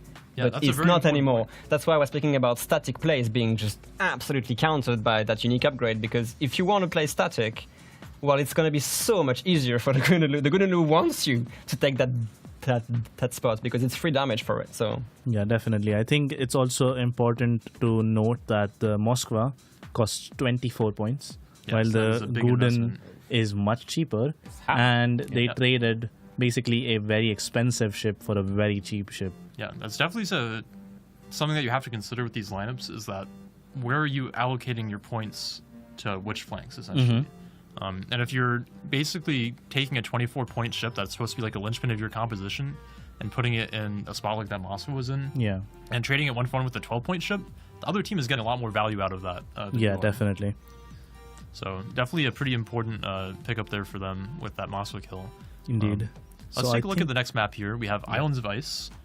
This actually, I think, would be ATFD's pick. I think ATFD believe managed so. to take Vor's map pick there of Sleeping Giant away from them. So interested to see if Vor will be able to come back in this one. Islands of Ice, I don't think a map that we've actually seen yet, personally. I don't think we've casted it. And like we were saying earlier at the start of our stream, not a map that you usually see too often in competitive, at least in the last few It only seasons. really made a return in the last, I believe, 2 seasons-ish. We do see a lot of cruiser play on the island beside ACAP. That's a nice little spot for, like those close-range radar ships to play. Des Moines, Salem likes to play on that map. But obviously both of those ships are quite expensive, so we'll see if teams decide to commit ships like that, because again, you commit a ship, you commit a cruiser to an island, and then the enemy's 12-point Gunulu bombs it out of existence. Zukatsu, a question for you: Are you entertained? I am very entertained. Are you guys entertained? I am perfectly content after the triple Slava game. I ask for nothing more in this world. Of course. Yeah. Then let's get going with the second game, Vor versus ATFD. Let's see if Vor can pick it up a little bit on Islands of Ice, and let's get to it. Okay, in terms of lineup, what do you see? Over on the Vor side, Aha. a Clausewitz is back on the field. A Moskva, a Goliath, a Guden Liu, a Druid, a Yuang, and a Tromp. So the airstrikes are sticking around. Over on the ATFD side, a Here we Flagship go. is out. There we go. We see it for the first time. Vermont, the one and only Vermont, the legends of the King of the Sea, 15. It's great. Vermont is a flagship. It is going to be an expensive pick, essentially, because you can only run it twice in this entire tournament. And picking it quite early, I think, is very interesting from ATDF, especially because they just won the first game. They just want to make sure they win the second, so they bring out the big boys, for It is that an interesting second try. thing to take such a valuable pick when you're 1-0 up in a series. see how they decide to deploy it. Islands of Ice is a map where there's a lot of space in the middle for battleships to play around. Obviously, he's not going to have a battleship counterpart of his own, so he's going to have a little bit more free reign to show a little bit more side, get all those 12 guns firing. Oh yeah. I mean, it is a scary ship to look at, essentially. But yeah, we're gonna have to pay attention to where these 12 457 shells are going. In terms of deployment, it seems that they're gonna send a Gibraltar, which has smoke, by the way. Interesting little cruiser here with very nasty armor-piercing shells. I believe they also have short fuse AP. Yes, they do. We see the skill increased AP shell, the damage. Like ATFD wants to dish out that damage, maybe against destroyers as well, because as far as I know, the Gibraltar can deal with destroyers very, very quickly. Definitely very good at killing destroyers. Unfortunately for him, though, I don't think he's going to have that opportunity. The Tromp Gibraltar flank of ATFD is going to be mirrored on the other side by just a single Goliath of Vor, so I doubt he's going to be making any moves anytime soon. ATFD and Vor both sending a very light composition over to their home flanks. Oh yeah, I mean, in terms of Vor, it's just one Goliath, which is kind of the same as they did on Sleeping Giant, just one Goliath essentially taking the role of Saint Martin in King of the Sea. Just be there with a decent heal and decent guns and torpedoes if you need to use them, and just block the flank as long as you possibly can, essentially. So I wonder if ATFD is going to take their Tromp over to sea. He's going to take this cap. Somehow he's a little bit later to the cap than the Goliath is. But he will probably realize that there's not really much in terms of play opportunities here on that B-C flank. I'd like to see him rotate away from that C cap over back towards the A, where he can make use of those airstrikes against stationary targets. Speaking of stationary targets, Druid is on the field. Yeah, of course. Next to A, classic down here, just parking his ship. You're already using hydroacoustic to help his teammates. What I'm seeing, though, the Goliath won't really be alone on the Vor side. The Trump is going to be assisting with spotting, which I think is crucial, because otherwise this Goliath will basically be blind the whole time. So it's a good point that Vor is rotating that Trump in the middle. Not enough to spot the Vermont, I believe. No, it is enough to spot the Vermont, most definitely. So they know where the Vermont is, obviously in the middle. Unsurprisingly, right in the middle of the map. Yeah, it seems that Trump will actually try to just get some damage on this, either via airstrike or torpedoes. But the Vermont is already sort of kiting away, knowing that he's spotted by a DD somewhere. So, yep, and the one shot from the Goon Loop coming into the Vermont, just testing it. They're gonna have to start doing damage to it, because they know that the Vermont is a flagship and it's actually an extremely dangerous one at that. So yeah, caps basically taken. We're gonna see soon the predictions, I believe, for this battle. Do we have them yet? I don't think so, I'm sorry. But yeah, so far, just both home caps taken and not that much action around A. Tromp trying to put some damage onto that Vermont. Looks like there's 3 ships plus the Tromp getting some damage out into it. Druid as well, yeah. Does have some pretty nasty damage output, but as Vermont angles, it'll quickly drop to 0. Yeah, I guess. I mean, the superstructure still is exposed, but yeah, them basically pushing that Vermont outside of a comfort zone is kind of crucial if Vor doesn't want to have a nasty surprise coming in their way. We see that they've parked Moskva basically locking down A. There is no way that any DDs can venture into A without being radar at this point. Yeah, and unfortunately for ATFD, they did not bring a Guden of their own. The Moskva reversing into defense's AP, not taking as much damage as Paomo here in the defense would have liked, but enough to get some little splash damage on the Lucian. Also has to be careful. The Vermont is approaching that spot where he has a shot over this island. Yeah, I mean, the Moskva can get hurt by Vermont guns. I don't think she can get death struck, but she can get hurt, definitely. A little bit of a slow early game. It is, yeah. I mean, the Druid maybe will try to slowly creep into the A-cap. They have a Minotaur, of course, from ATFD just waiting for any information on the A-cap to burn that radar. And let's see if they try to do it. So he's just going to be floating around in the middle of the map. Thankfully for him, not really much in the way of AP threat.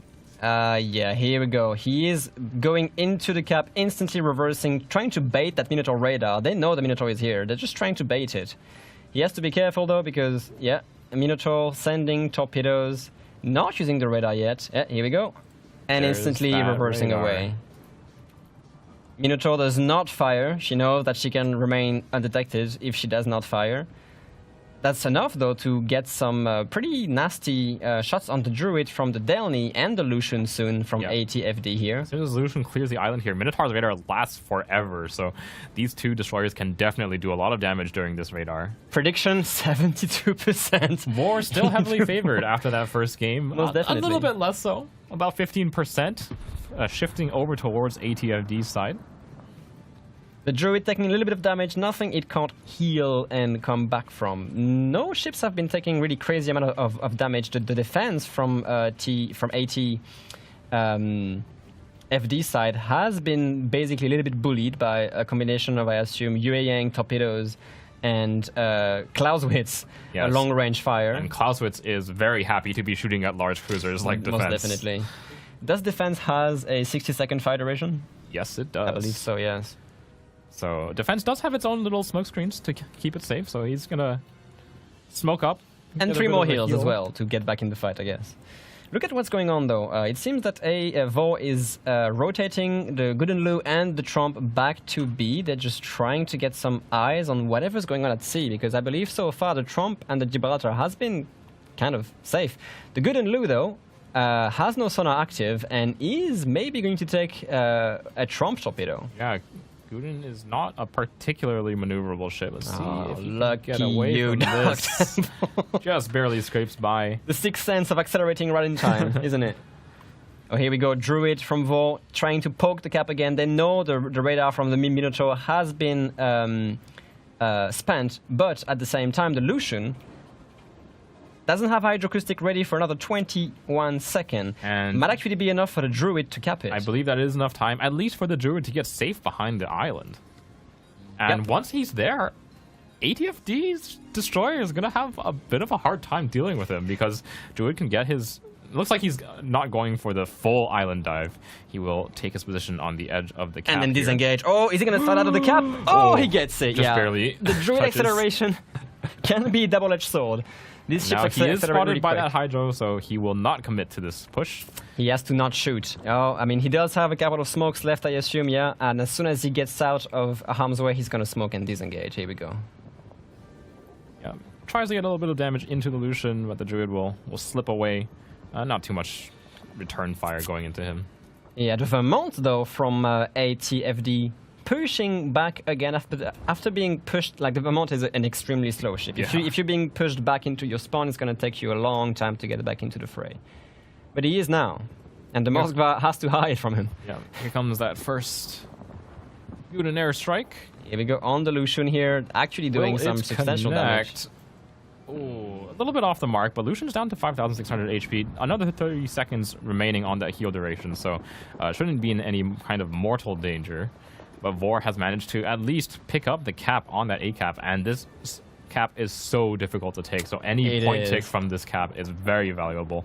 It's Showtime's Delny going to be the next one to step in. Do they have anything to actually spot it? They have the Moskva's radar. Wait, what happened there? to the Trump? Excuse me?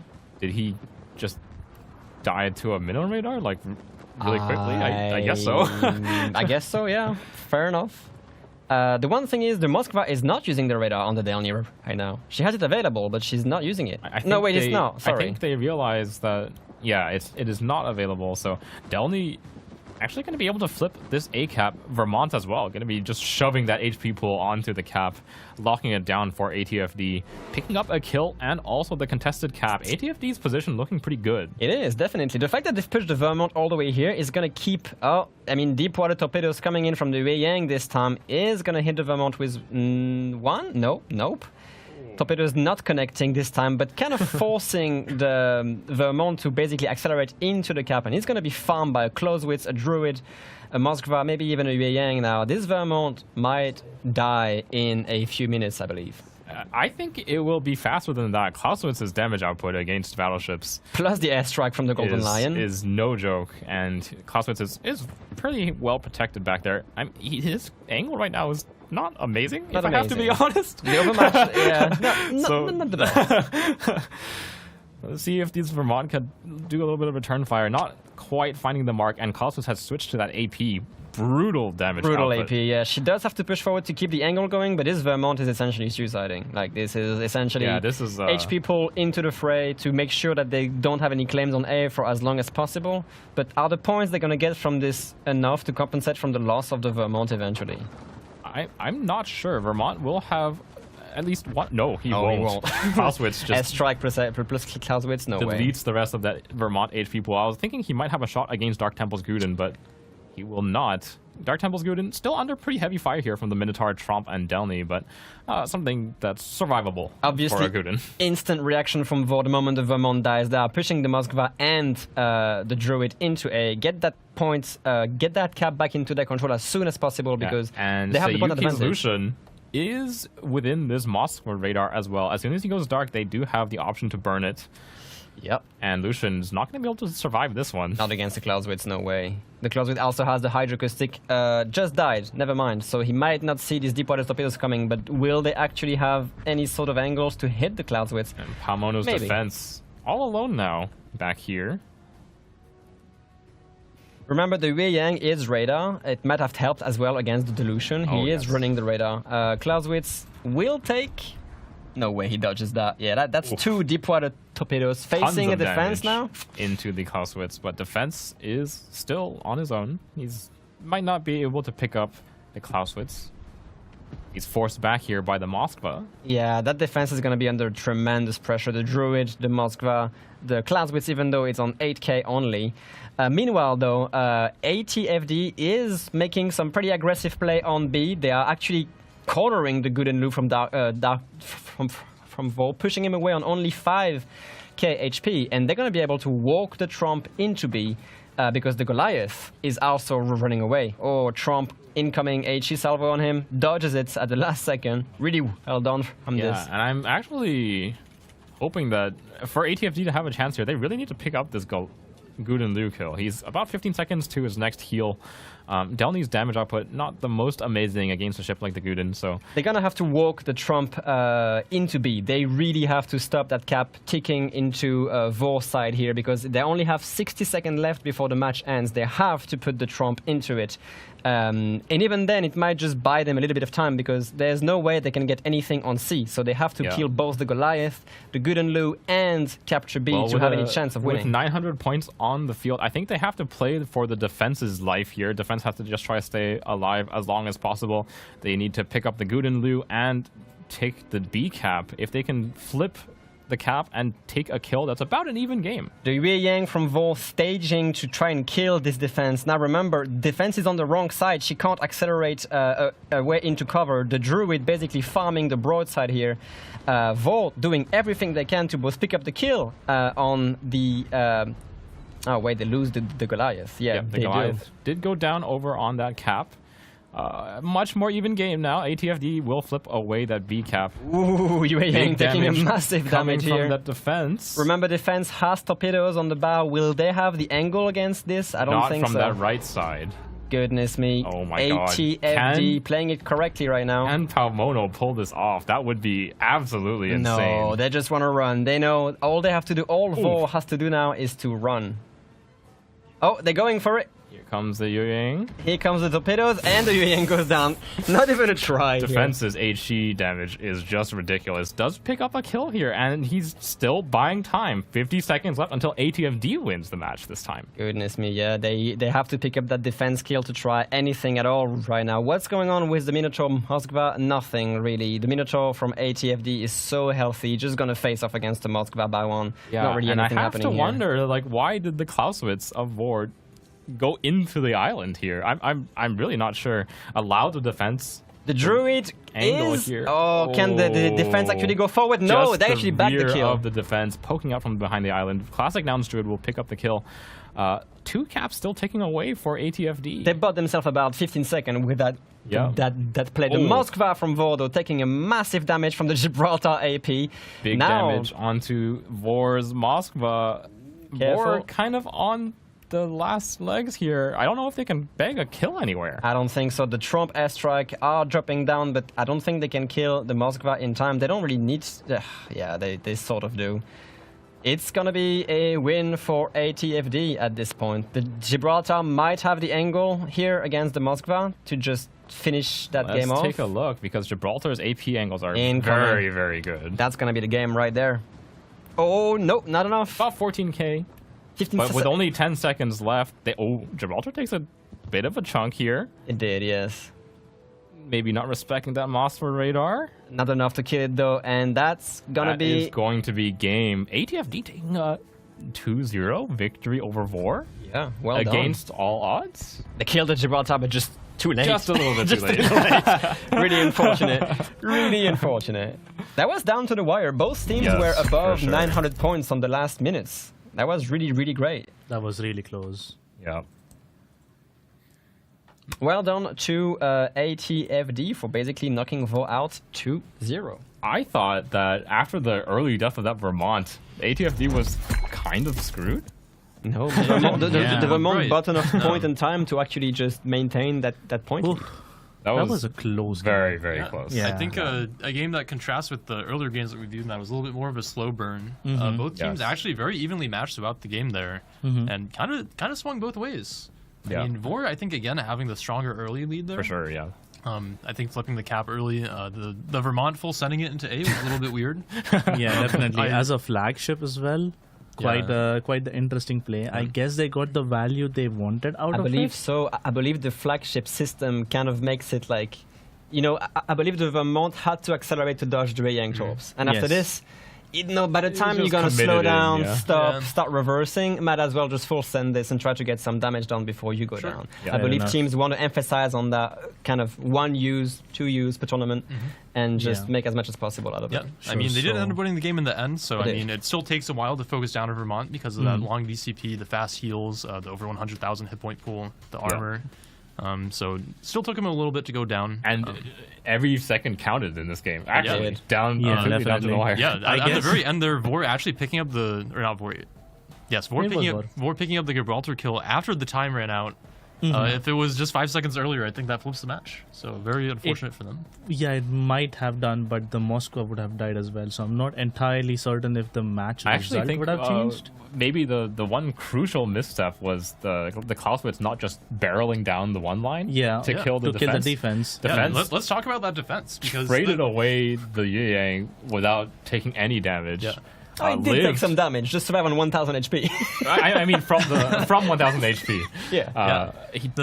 The interesting thing, I think, was after the Vermont died, went down in A, ATFD were like, okay, well, our Vermont's dead. We're not going to control A anymore. Let's just leave. Our defense is going to get left for dead here, and he'll do what he can, and we're just going to go for the home cap. And he did what he could. And he did phenomenal. Yeah, he did a lot. Yeah. He survived a lot of damage. He tied up 3 ships and traded 1. Yeah. All while being on like 1,000 hit points, which is absolutely insane. And took the druid like basically 5 minutes to just wrap around the island to try and get that stern into line of sight, you know. But yeah, it's Yeah, so it was absolutely interesting. fantastic play from Palmono's defense there. And I think also pretty key was ATFD actually managing to kill the Goliath on home cap pretty quickly. for sure. Probably was not able to survive to a second heal. They were able to burst him down. I think they had both the Tromp and the Delny on that flank, which probably let them keep the Goliath lit. But yeah, they killed it surprisingly quickly. Yeah, definitely. I I was think a little bit surprised in the moment that they didn't chase down for the Guden Liu kill, but turns out maybe the Goliath was the right choice there. Yeah. Also a very, very good play from ATFD, just pushing back into the home cap, as you said, getting rid of the Goliath so quickly, because for the majority of the game, that Goliath was just sitting there. Yeah. Yep. The Minotaur was kind of like hovering around on the home cap of Vor, but not really doing anything either. So yeah, the fact that they just did such an aggressive push, knocked her out, got the cap, was pretty good. Yeah. Definitely. We did see both teams kind of opt for a similar strategy where at the start of the game they're both playing for that contested cap. Islands of Ice can be a little bit rough to push the home cap from. Yeah, Yes. It's just really far away. It's really far away from the spawns. Both teams actually do spawn further towards the west side of the map. So it takes a while to get to your home cap in the first place. And then if you want to push the home cap, you usually need to have something on the 910 line. Yeah. Else it's like a 2v2. I think surviving to the point where your home push actually becomes a viable option like staying in the game and having the game be closed till your home push activates is a difficult thing. Yeah. So I think generally what you'll see is more of what we saw in this match, where teams will start off on that contested cap, and if there's some moment in the game where they can decide to cross the map and go for the home cap, like ATFD did end up doing, then that's what we'll see. Yeah, but usually not going to see things like home to home on Islands of Ice from the start of the game. Yep. We do have a fun skit to show you guys. Very, very fast ships. In honor of the Vermont Flagship, which sent it into A and gloriously gave his life for ATFD to win this match. Worth it. I would like to present Dr. Bogsenheimer's Know Your Flagship series for the Vermont.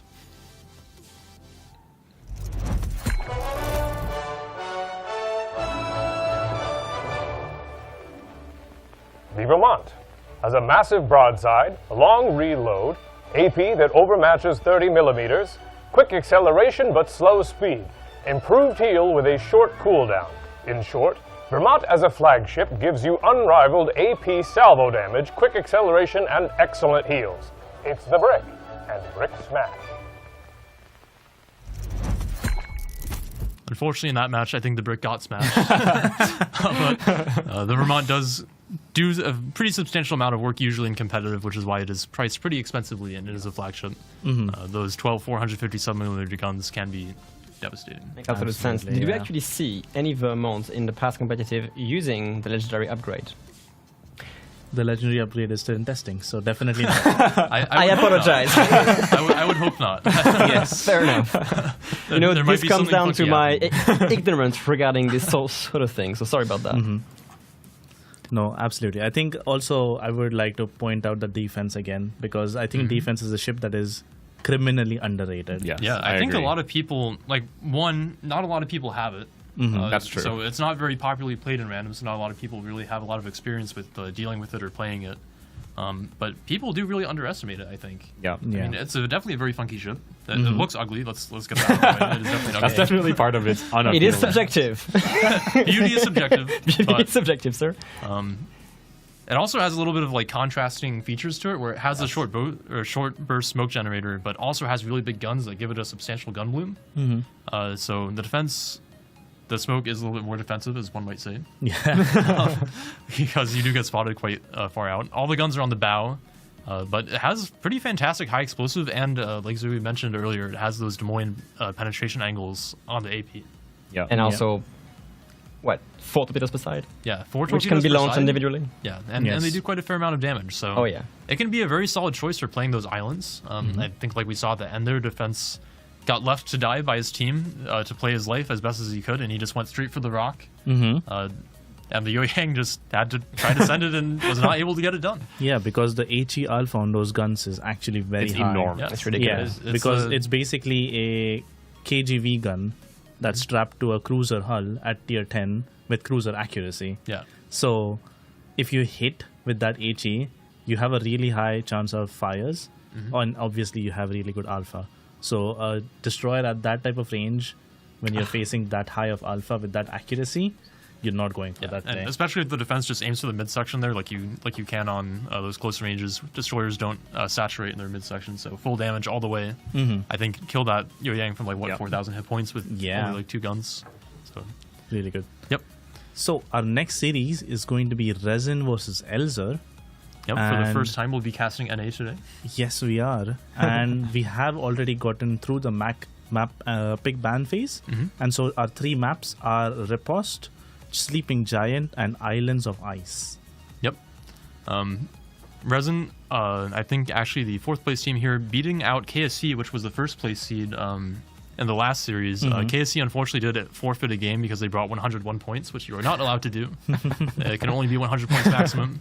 Although they did lose the game anyways, I believe, so it didn't have a substantial impact. But good to remember to keep your points at 100 or below, otherwise you will forfeit. Yep. I'm pretty excited to see these maps. I think Repost and Sleeping Giant are both high-intensity maps that we've seen some pretty interesting gameplay from so far. And even that last map on Islands of Ice was quite intense. It was. It was one of the closest battle we had so far today. All the way down to the wire. And these 3 maps are all, how do you say it, departures from our regular maps. You think of our regular comp maps as Tears of the Desert and Warrior's Path. But Northern Waters, North, those kind of maps. But these 3 maps are all very different. Yeah. They are. What I'm interested in is how the NA teams actually will be approaching these maps. We can see that Shatter was banned out by Resin. Shatter was also banned out by Shatter. So both the teams really don't want to play Shatter. Yeah, this is actually interesting because one small bit of trivia I remember from King of the Sea is that in the NA regional stages, Shatter is one of the most banned and disliked maps overall in NA. But on other regions, it's actually quite well liked. Yes. So maybe a little bit of the NA special here coming out and that they don't like Shatter. It is a very different map. Yes. And the way that you have to approach it. For sure. It definitely favors a lot of these close-range aggressive fights. So. I think Shatter in particular is similar kind of to Repost in that from a macro standpoint, your deployment and your comp matters so much on these maps. When you're not fighting at long ranges, the differences between player skill are minimized, and it really comes down to where you are on the map. The map definitely focuses closer range engagements, and also, even though the caps are all pretty close together, kind of focused there, the islands kind of really separate the A and the BC caps. Lots of cover in this map anyway. So the question, how come both teams can ban the same map? I believe the map bans are blind. Ah, that makes sense. From the tournament. So the teams will submit their bans without knowing what the other team banned. I understand. So there is this possibility of both teams banning the same map. Fair enough. Which will open up the map pool a little bit. The last map pick, I believe, will always be random by the website. So even in the event that there is one more map than might be normally expected available, it will still be random. But We have not seen Shatter today at all, actually. no, Not on unfortunately this not. stream. I was actually hoping to see some Shatter games because, like we've said, it's such a unique map. It is. It forces different strategies. So hopefully we'll see some tomorrow. I or think it in our was the series. last map on a couple of series, but we never got to the third map. Yeah. Right. So So be it. Well, we'll be seeing Repost, which in its own way is very fun. I think we've seen some fantastic matches on this so far. This was the 3 Slava map, where those Slavas just put in so much work. And I think it actually is one of the better maps for battleships. I do believe so. There's a lot of open sight lines for battleships to kind of flex their long range and striking power. There's not really a ton of great cover for cruisers, and what exists is easily covered by a very cheap Gudunlu. Yeah, Yeah. for sure. might actually come to backfire a little bit, right, in this tournament. But a question for you, Geichu. What can you tell us about these two clans, Resin and ELSR? Sure. Resin, a pretty long-standing clan in the community. They were formerly known as 007 in the 07 community, which was around for a very long time. 07, one of the previous heavyweights in the NA scene. Oh, yeah. It's kind of dropped off a bit. No major tournament appearances recently. But Resin recently, or I guess not really that recently anymore, but split off from them, continued as Resin, and have been showing up pretty consistently in the NA scene. Yep. ELSR, a little bit newer, but we have seen them bring very strong performances to King of the Sea, especially through the NA regional stage. Yep. I believe even winning the last 2 King of the Seas on NA. So very strong team. I would definitely expect them to be one of the strongest contenders, at least in the NA teams for WMI. So pretty interested to see how this will shake out. I was surprised to see that Resin 2-0'd KSC. KSC was the number 1 seed. KSC, another pretty strong contender for the NA scene. It's been around for a very long time. But I'm going to be honest, in terms of playstyle, I'm not really sure how both of these teams will approach the points format. Yeah. I mean, the points throw everything out the window. Yes, yes, but actually no, because we still have very close game and some interesting lineups. So it throw them out the window, but there's somebody below to pick them up, you know? Yeah.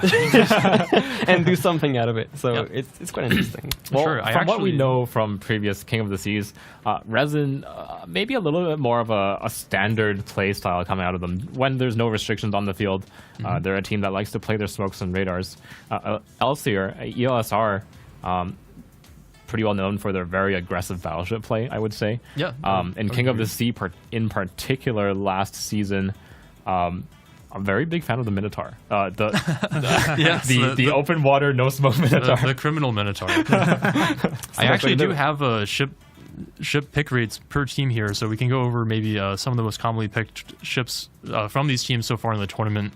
ELSR, the most picked ship, is the Clausewitz with 6 individual picks. Making up 21% of their ship picks so far. So I would not be surprised to see them bring out the Clausewitz. Yep. Resin, on the other hand, a little bit more spread out with a lot more unique ship picks. Their most picked ship is the Goliath. Wow. That's an interesting ship pick to be having the most that of. is very strange. I mean, it's a cheap cruiser. It's only 10 points. It has the super heal. It has high HE alpha. It can trade pretty favorably with other cruisers. So Resin probably opting for the Goliath as maybe their filler ship. Yes. Saving some points there and opening up for some more expensive picks, like the Novosibirsk, which they brought once. Brisbane's they brought 3 of. They've actually already used 2 Zorkies, so we won't be seeing any Zorkies. No more Zorkies from them. Yep. And like Robin said, the Goliath is one of these ships that can just kind of exist on a flank, as long as it doesn't take massive AP damage. It is much like the San Martin. You just kind of sit on the flank by itself. Yeah. It can survive. Except it can also your guns are substantially stronger than San Martin because sure, the HE. I mean, we've all seen how the Condé suffered so heavily against the Goliath guns. Basically, got knocked out to half HP within the first 5 minutes. We're like, okay, maybe I should. got tortured a little bit by the Goliath. Yeah, for indeed. sure. And I think, especially in the Warship Masters format with the Goliath, it can kind of live and die based on how many battleships the enemy team brings. Yes, that's correct. If you're just facing primarily cruisers, that super heal is going to keep you alive throughout basically the whole game. Yeah. But if there's like 1 or 2 battleships, and the Goliath has that weird stepped citadel, where any AP that overmatches your stern or bow can just go straight into it, it can be a little bit dicier. British Cruiser Syndrome, what can I say? Yeah. I'm curious because of this revelation that we've had through looking at ship pick rates. Do you think ELSR is more likely to bring a battleship composition to essentially counter the Goliath picks from... I think that if they've done their research, I would probably be in favor of bringing battleships versus Resin. I mean, just looking at their ship pick rates, they favor a lot of those cheaper cruisers. They also have a fair amount of Henrys picked. So the Goliath and Henry, both 30mm armor on the sides. The Goliath does have that armored deck, but it's pretty high freeboard, so you can still overmatch it somewhat reliably. So I think battleships actually would perform quite well into their compositions. In terms of actual flagship picks, ELSR has actually not brought out a single flagship so far. Opting to save their picks for later. Whereas Resin, on the other hand, has used quite a few. They've used both Petropavlovsk, they've used 1 Annapolis, 1 Novosibirsk, 1 Vermont, and both Zorkies. So they're kind of running out of options here at even the end of the first day. That's quite interesting. So this is the NA winners match, right? This will be the final, the last match for so important to note here, actually, both of these teams will be advancing into the winners bracket for tomorrow. They're just playing here essentially to see who gets the most COTS qualification points. Whereas the other 2 NA teams, Bonks and KSC, will be starting in the losers bracket. Right. So this means that whoever places first is going to get a substantial chunk of COTS points. Yep. So do you think it is worth for ELSR now to invest those flagships to try and win this game out? It's an interesting question. I think it would depend on how confident they are maybe in their performance in more tournaments down the line. I mean, they've shown that they're certainly capable of showing up and winning in previous COTS. So honestly, if I were them and I'm expecting maybe some harder matches in day 2, I might be comfortable with saving the flagship so far. Okay. I mean, they've made it all the way up through this bracket group without using one, so I mean, why stop now? Yeah. And especially if they found compositions that work for them, like we've seen a lot of those Clausewitz picks. I think Clausewitz, super value pick, might be seeing a lot of them as the tournament goes on. We'll see. Clausewitz is an interesting one. Just looking across the teams now, not focusing on Resin and Elser, this is a ship that either the teams value very highly, like Elser bringing Clausewitz 6 times, Bonks bringing it 5 times, but I think all in one single game. And obviously we saw ATFD and TSYMQ trading Clausewitzes as well. This is a ship that you either bring a lot of or you don't use at all. Yeah, I'm actually scanning through the stats right now, and I think you're correct in that teams that bring Clausewitz usually bring a lot of them, and the teams that don't bring Clausewitz bring none of them. There are a few teams with only 1 or 2 Clausewitz picks, but I think in general it kind of follows that rule, which is pretty interesting. So we're seeing already a bit of a, like, how do you say it, cognitive divergence between the teams. Some, like, no one really knows exactly which ships are the best in terms of value objectively, so it really comes down to what you think is strong. Isn't this what you wanted, though? I would certainly hope that the meta would not be solved on day 1 of the tournament. What can you do? We'll Play have that smart. to see if that remains true. These guys know what they're doing. Definitely. All right. So we're going straight to Repost for Resin versus ELSR. Yes, and this would be Resin's map pick. I believe. I'm going to take a look at the bracket again just to make sure that I have this correct. The team seems to be ready, so we might be able to get into that game shortly. Again, a best of 3. The next map would be Sleeping Giant and then Islands Vice. Yes, correct. And on Repost, I think if Resin continues to not bring heavy battleship and Elser brings in their Clausewitz. This is a map where escaping spotting is pretty difficult. Yeah. And Clausewitzes, if they can find you and target you, you don't really have much in the way of time surviving under Clausewitz fire. It's definitely one of those ships that shines when you can keep putting the damage out. Except if you bring triple Slava and Yeah, if you and Stalingrad, of course. If you bring 3 Slavas and you just nuke the enemy cruisers, then it doesn't really matter. Yeah. I would love to see a composition like that again, but I think we'll be waiting for a while, unfortunately. My question for you guys is, how many Clausewitzes will we see? Yes. That Yes. is a good We will see Clausewitzes. and we'll find that out very soon because the game is about to start. The game has begun. So we'll throw it over to the casters. Well, apparently no Clausewitz at all. Not a single one. Unfortunately, all of our analysis has just been thrown out the window. Resin spawning in on the green side, bringing in a Brisbane, Salem, Venezia, Jinan, Grozovoy, and 2 Lucians. Lucian's being extremely popular this Yes, tournament, for have to sure. admit. Meanwhile, ELSR bringing a Conqueror, first time we've seen that, a Castilla, second time, double Venezia. That is extremely scary. Especially because, you know, there's like a rather light Yeah, layout for on sure. Resin's side with Brisbane and the Destroyers, Jinan and stuff like this. A Golden Lion, a Kléber, which I'm happy to see because it is a very popular ship on tournaments like these. And then another Lucian from ELSR. So let's see. I really want to see what these Venezias are going to do on ELSR I side. just wanted to go take a look. It does not seem like they are running that kind of cheesy double Venezia legendary mod No. setup where the 2 Venezias basically run beside each other. And they seem to be deploying on different sides Yes. anyway. So So there are pretty standard builds on these Venezias. Just going to be adding in that firepower. Elser probably has seen that everyone's bringing destroyers apparently. So out come the Venezias, the classic destroyer counter. I'm just looking at the loadouts of the various ships here. Of course, the Golden Lion is legendary on the ELSR side, but that's about the only unique upgrade we see. No unique upgrade Kléber, because obviously that's very difficult to run. You get the concealment, but not the guns.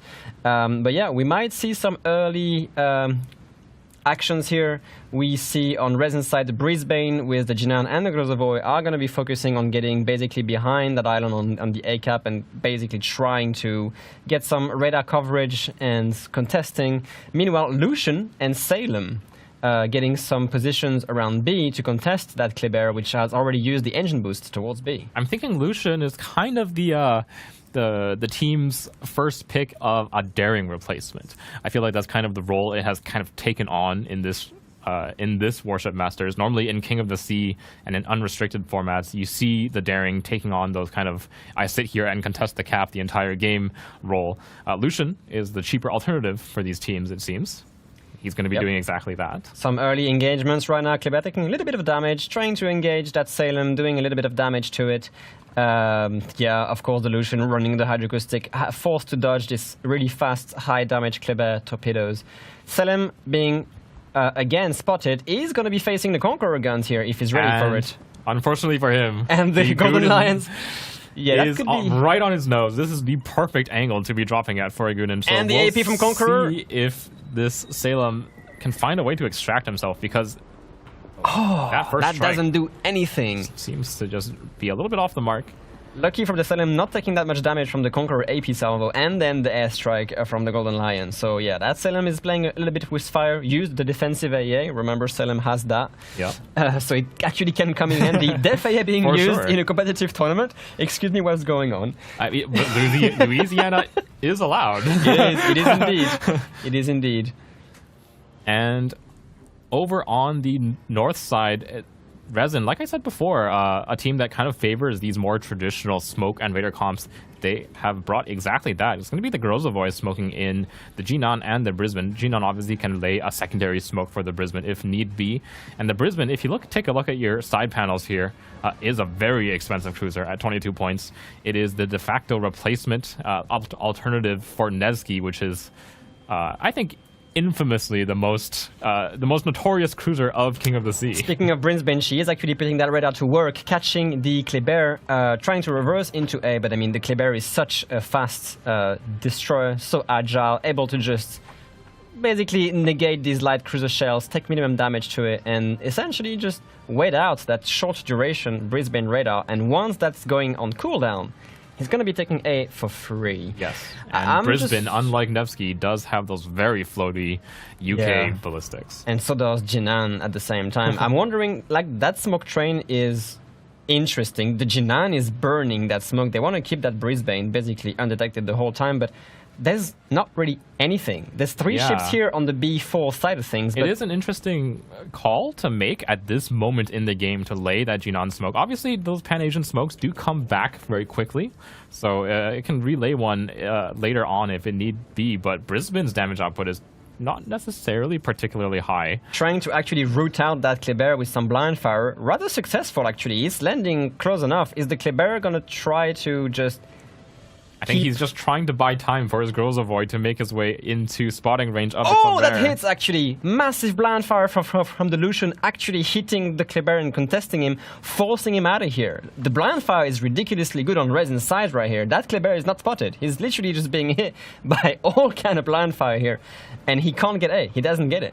Really good play from Resin here. Yep, and Big Boy 69's Grozavoy, his name, Big Boy 69's Grozavoy is now in position to spot the Kleber if he makes a similar play onto the map. Resin has taken away that B cap using their Lucian and Salem combo. Salem not spotted, so it's going to be pretty safe from those Guden Lu bombs. Yeah, Venetia's trading ASAP fire here. We have the prediction, sorry. I mean, 82% for ELSR. Yeah, it's quite a bit more lopsided than I thought it would be. In my estimation, the NA's top teams are all pretty evenly matched, but Elser has shown pretty strong performance in previous King of the Seeds, so not too surprising. And so far, Resin has the cap advantage. Only now ELSR is actually putting the Golden Lion into C. The Guden Lu has some decent concealment, and Resin has really nothing to spot it. The Salem radar, obviously, which is ready, but is not using it. So essentially, the Guden Lu might be able to cap C for free. We have some blind fire from the Venetia.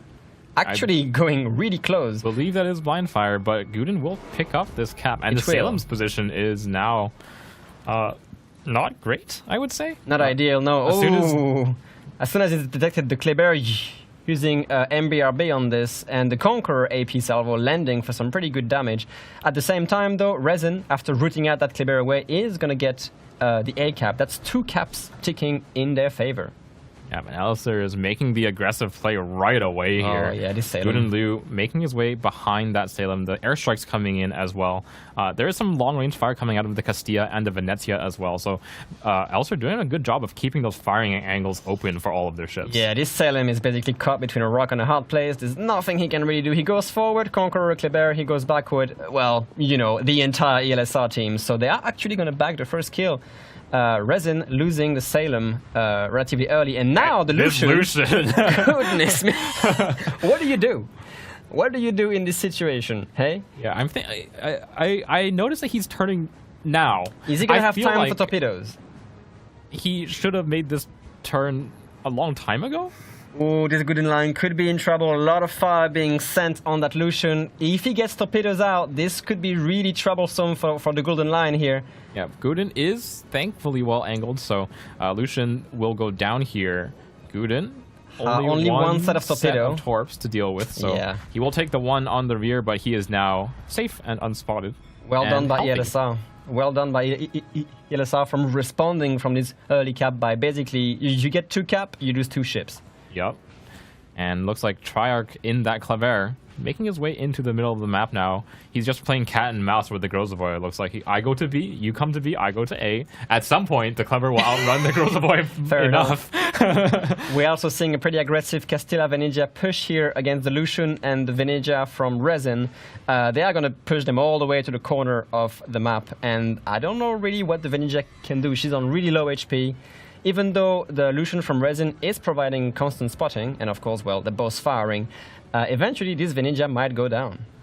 Yeah, not a lot of Venezia can do against 2 cruisers when there's nothing forcing them to angle to anything else. Brisbane burning the radar here, getting absolutely massacred by the Conqueror AP salvo. God. I think that is the first 100-0 of the tournament. What exactly happened? That smoke was too late, but I'm wondering what spots. A tad too late. I think Brisbane opened up and was spotted by the Venezia outbook towards me. A cap just got absolutely removed from the game by Crucial the mistake Conqueror. from Resin here. Losing basically 3 ships in the first 9 minutes of the game. And now the Kleber is getting the Bravo cap back. So they lost essentially half the lineup and won't have the point advantage soon. The Kleber is taking a lot of damage, but the Venezia goes down on the 10 line here. Yeah, Kleber trading away with the Grozovoy. He's dropping a little low, but the French saturation will soon kick in and should be able to slip away behind the island here. ELSR doesn't have to be that aggressive anymore. Even though they still can't get the cap lead, they just have wiped out. And now with full control of that 9 line, they're going to slowly box in the Resin's remaining ships. A Grozovoy, a Lucian, and a Genon left on the field. That's not a lot of firepower. No, not really. The Grozovoy, big boy 69 here, not being that big of a boy and basically going to go down from ELSR's Lucian. Maybe the Castilla. No, that's the Lucian from the other side. So and Resin might pick up a trade kill, at least one on the board. Professor Luger's Lucian getting a little bit aggressive there, firing his guns all the way until the end. But Eagle Lance's Lucian not long for this world either. Venezia and Castilla right on his tail. Oh yeah. It's very odd because for the longest time, Resin seemed to have a grasp on the situation. They had the cap control, they had the points lead, and something happened that I sort of missed where the entire team disappeared. I think that is kind of the thing that sets Elster apart, and maybe the reason why they've won so many recent tournaments in the NA region, at least, is that they are so quick to make decisions and move around the map. We saw Resin set up nice classic setup, smoke screen, radar, keeping control of those caps, 2 caps early on as well. Yeah. But Elster is just so fast to commit to a push. We saw the Guden Liu right up the nose of the Salem right away. Oh yeah, that Salem just being pushed out and the Jinan just being essentially clobbered by the Conqueror salvo at about 15 kilometers. Yeah, that Jinan's going to go down, and that's it. That's going to be game. Only this low HP Lucian, which at this point, what can you do, right? Yep. No, great job on ELSR here, coming back from what seemed to be a tricky situation, but actually just pushing Resin out of the comfort zone and claiming the win. And that was a classic, how do you beat the smoke radar comp? You just don't fight it. You just death strike to Brisbane.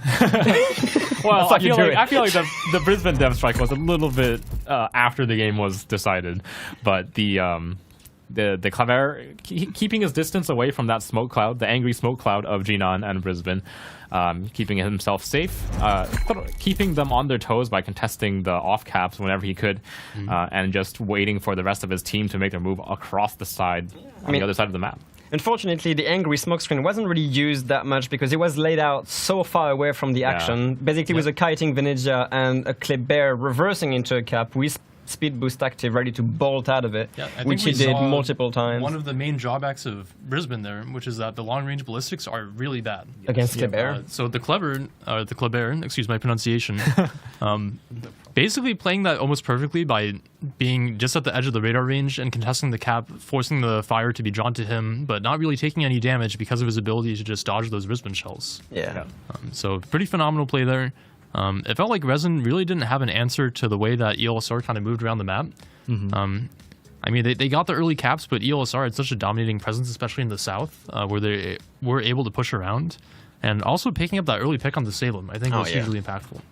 Yeah, I think especially in this format where battleships are somehow very rare. Well, I mean, once you get into the game, you know that there is no battleship on the enemy team. And so Elster just immediately sends it into the enemy comp. There's absolutely no hesitation there. The Guden Liu inside the cap, right behind the Salem, right away. When you don't have to worry about something like a Vermont coming around an island and 100 to zeroing your cruiser, you can play a lot more aggressively. We saw ELSR take a lot of advantage of that. We saw them put the Conqueror to pretty good use. I mean, like Robin said, 100 to zeroing that Brisbane. Any wide bar enjoyers? I mean, battleships still bring a lot of value. I think a lot of teams get really caught up in like the utility that they can get from one more radar cruiser or getting the smoke screen or the Brisbane. It's expensive, but it's valuable. Yeah, definitely. Yeah, The one thing I'm wondering is, yes, the Salem pick around B, does the Salem even has the radar coverage of B, or is it placed there to help on C? I think it should be able to maybe barely cover both caps. I mean, this is one of the key features of Repost, that those caps are so close together. There might be a little bit of space at the very edge of the cap where he doesn't cover, but he can still probably do a little bit of wiggling to cover the caps as he needs. I'm sure he can cover the B cap, but the C cap may be a bit in question. That's probably a little bit more ambitious, like extreme for sure. edges. But In any case, yeah, the smoke train not really working in Resin's favor, and that Salem, of course, being like, what can you do? You have a Conqueror in front of you with Overmatch, You have ready a Hound to and AP bombing you. you. You have a gun and bombing and coming on your rear as well, with essentially like the rest of the team pushing up the 9-10 line, also getting angles on your rear as well. Like it's essentially And I think- excellent out routing. I think this is actually an aspect of Repost that a lot of teams kind of ignore, is that while there are a lot of good island positions that can be pretty safe at the start of the match, if you don't protect the flanks, those islands become so dangerous so quickly. They can get overrun by any angles really quickly on the wide flanks as And well. as soon as one of those angles is open, that ship is stuck and it's basically guaranteed dead. Yeah. So I think a lot of the play on this map actually revolves around what islands you choose to cover with your cruisers, and then how you actually protect those flanks. defend them, yeah. yeah, definitely. I think the way ELSR deployed, as soon as they realized that there is no battleship threat on the enemy team, was also very telling, because immediately they were playing significantly more for map control and to basically deny Resin of key positions around the map, around islands specifically. And they isolated the target. They chose the Salem as their first target, which was definitely the correct choice in my opinion as well. He was isolated with no real way of escaping that either, since there was no like smoke destroyer to smoking up or defend him really either, since the Guden would have been hydroing him for most of the time he took the damage. But even then, there was Salem, but there was also the partner of Salem, Luoyan, who the moment Salem dies, realized, wait, I am stuck in a good and lose hydroacoustic with nowhere to escape because there's a Kleber on the other side of the cap I'm supposed to help I think on. maybe overstaying as welcome a little bit. Definitely. Definitely, yeah. I think Luoyan actually, one of the more popular destroyers as we've seen, but into the ELSR lineup with the Kleber, I think Luoyan does not trade very favorably in the open water into a Kleber. The reload booster and the ballistics can be pretty nasty to deal with.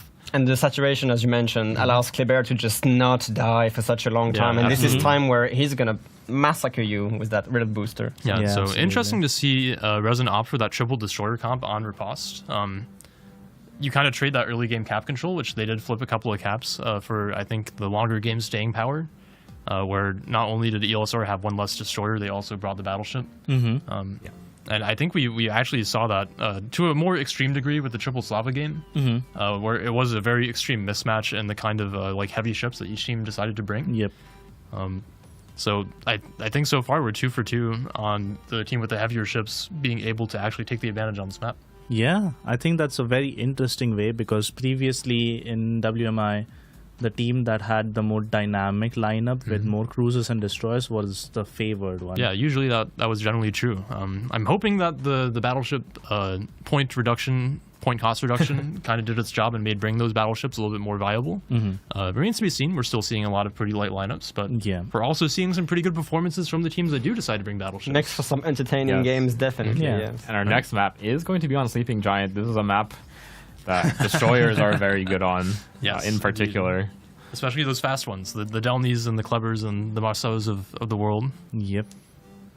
I think it's going to be curious if they opt to bring the Kleber again, and if they stick with the Luoyan for the opposing team, because a Luoyan versus a Kleber around the Thunderdome is what I'm thinking about. Yeah. And I that's see. a fight that the Kleber will absolutely... Yeah, it's a little bit suspect for the Luoyan, and also the Luoyan, one of the slower destroyers, only topping off at about... No engine boost, right? No engine boost, and I think it's only about 35 knots base, so about 37 or so with the speed flag. So it can get run down by Kleber so easily. Super It's a easily. 20 knot difference. So So the Luoyan may not even arrive at the Thunderdome in time at the start of the match. I mean, the Kleber. Luoyan does have the concealment advantage and the sonar if it comes to playing around islands, but at the same time, no torpedoes to defend itself against the Kleber either, because these are deep As water, those they deep won't hit waters. the Kleber. absolutely. So it's tricky. And Clavera's generally try to avoid playing around islands unless they're going for a torpedo rush. Yeah, Fair enough. I mean, they do have that option of being able to play a little bit dynamically, play the open water and gun, or torpedo rush somebody. I do want to point out that Triarch is in the ELSR lineup. We've seen him in previous CODs play a lot of Clever, so I would not be surprised if they continue to put him in that role and bring out the Clever for this, especially on Sleeping Giant.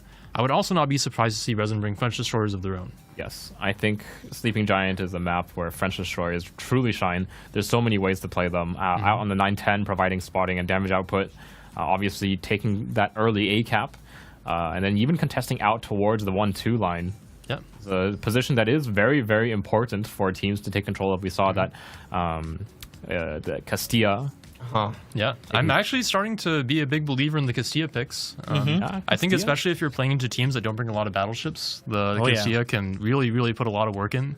When you don't have to worry about that 30mm overmatch, the Castilla guns, it can just be so punishing. You were mentioning that Goliath was the underrated kind of ship. I believe Castilla is even more underrated. Yeah, sure, you don't have the armor of Napoli, nor do you have the sap secondaries or basically the smoke.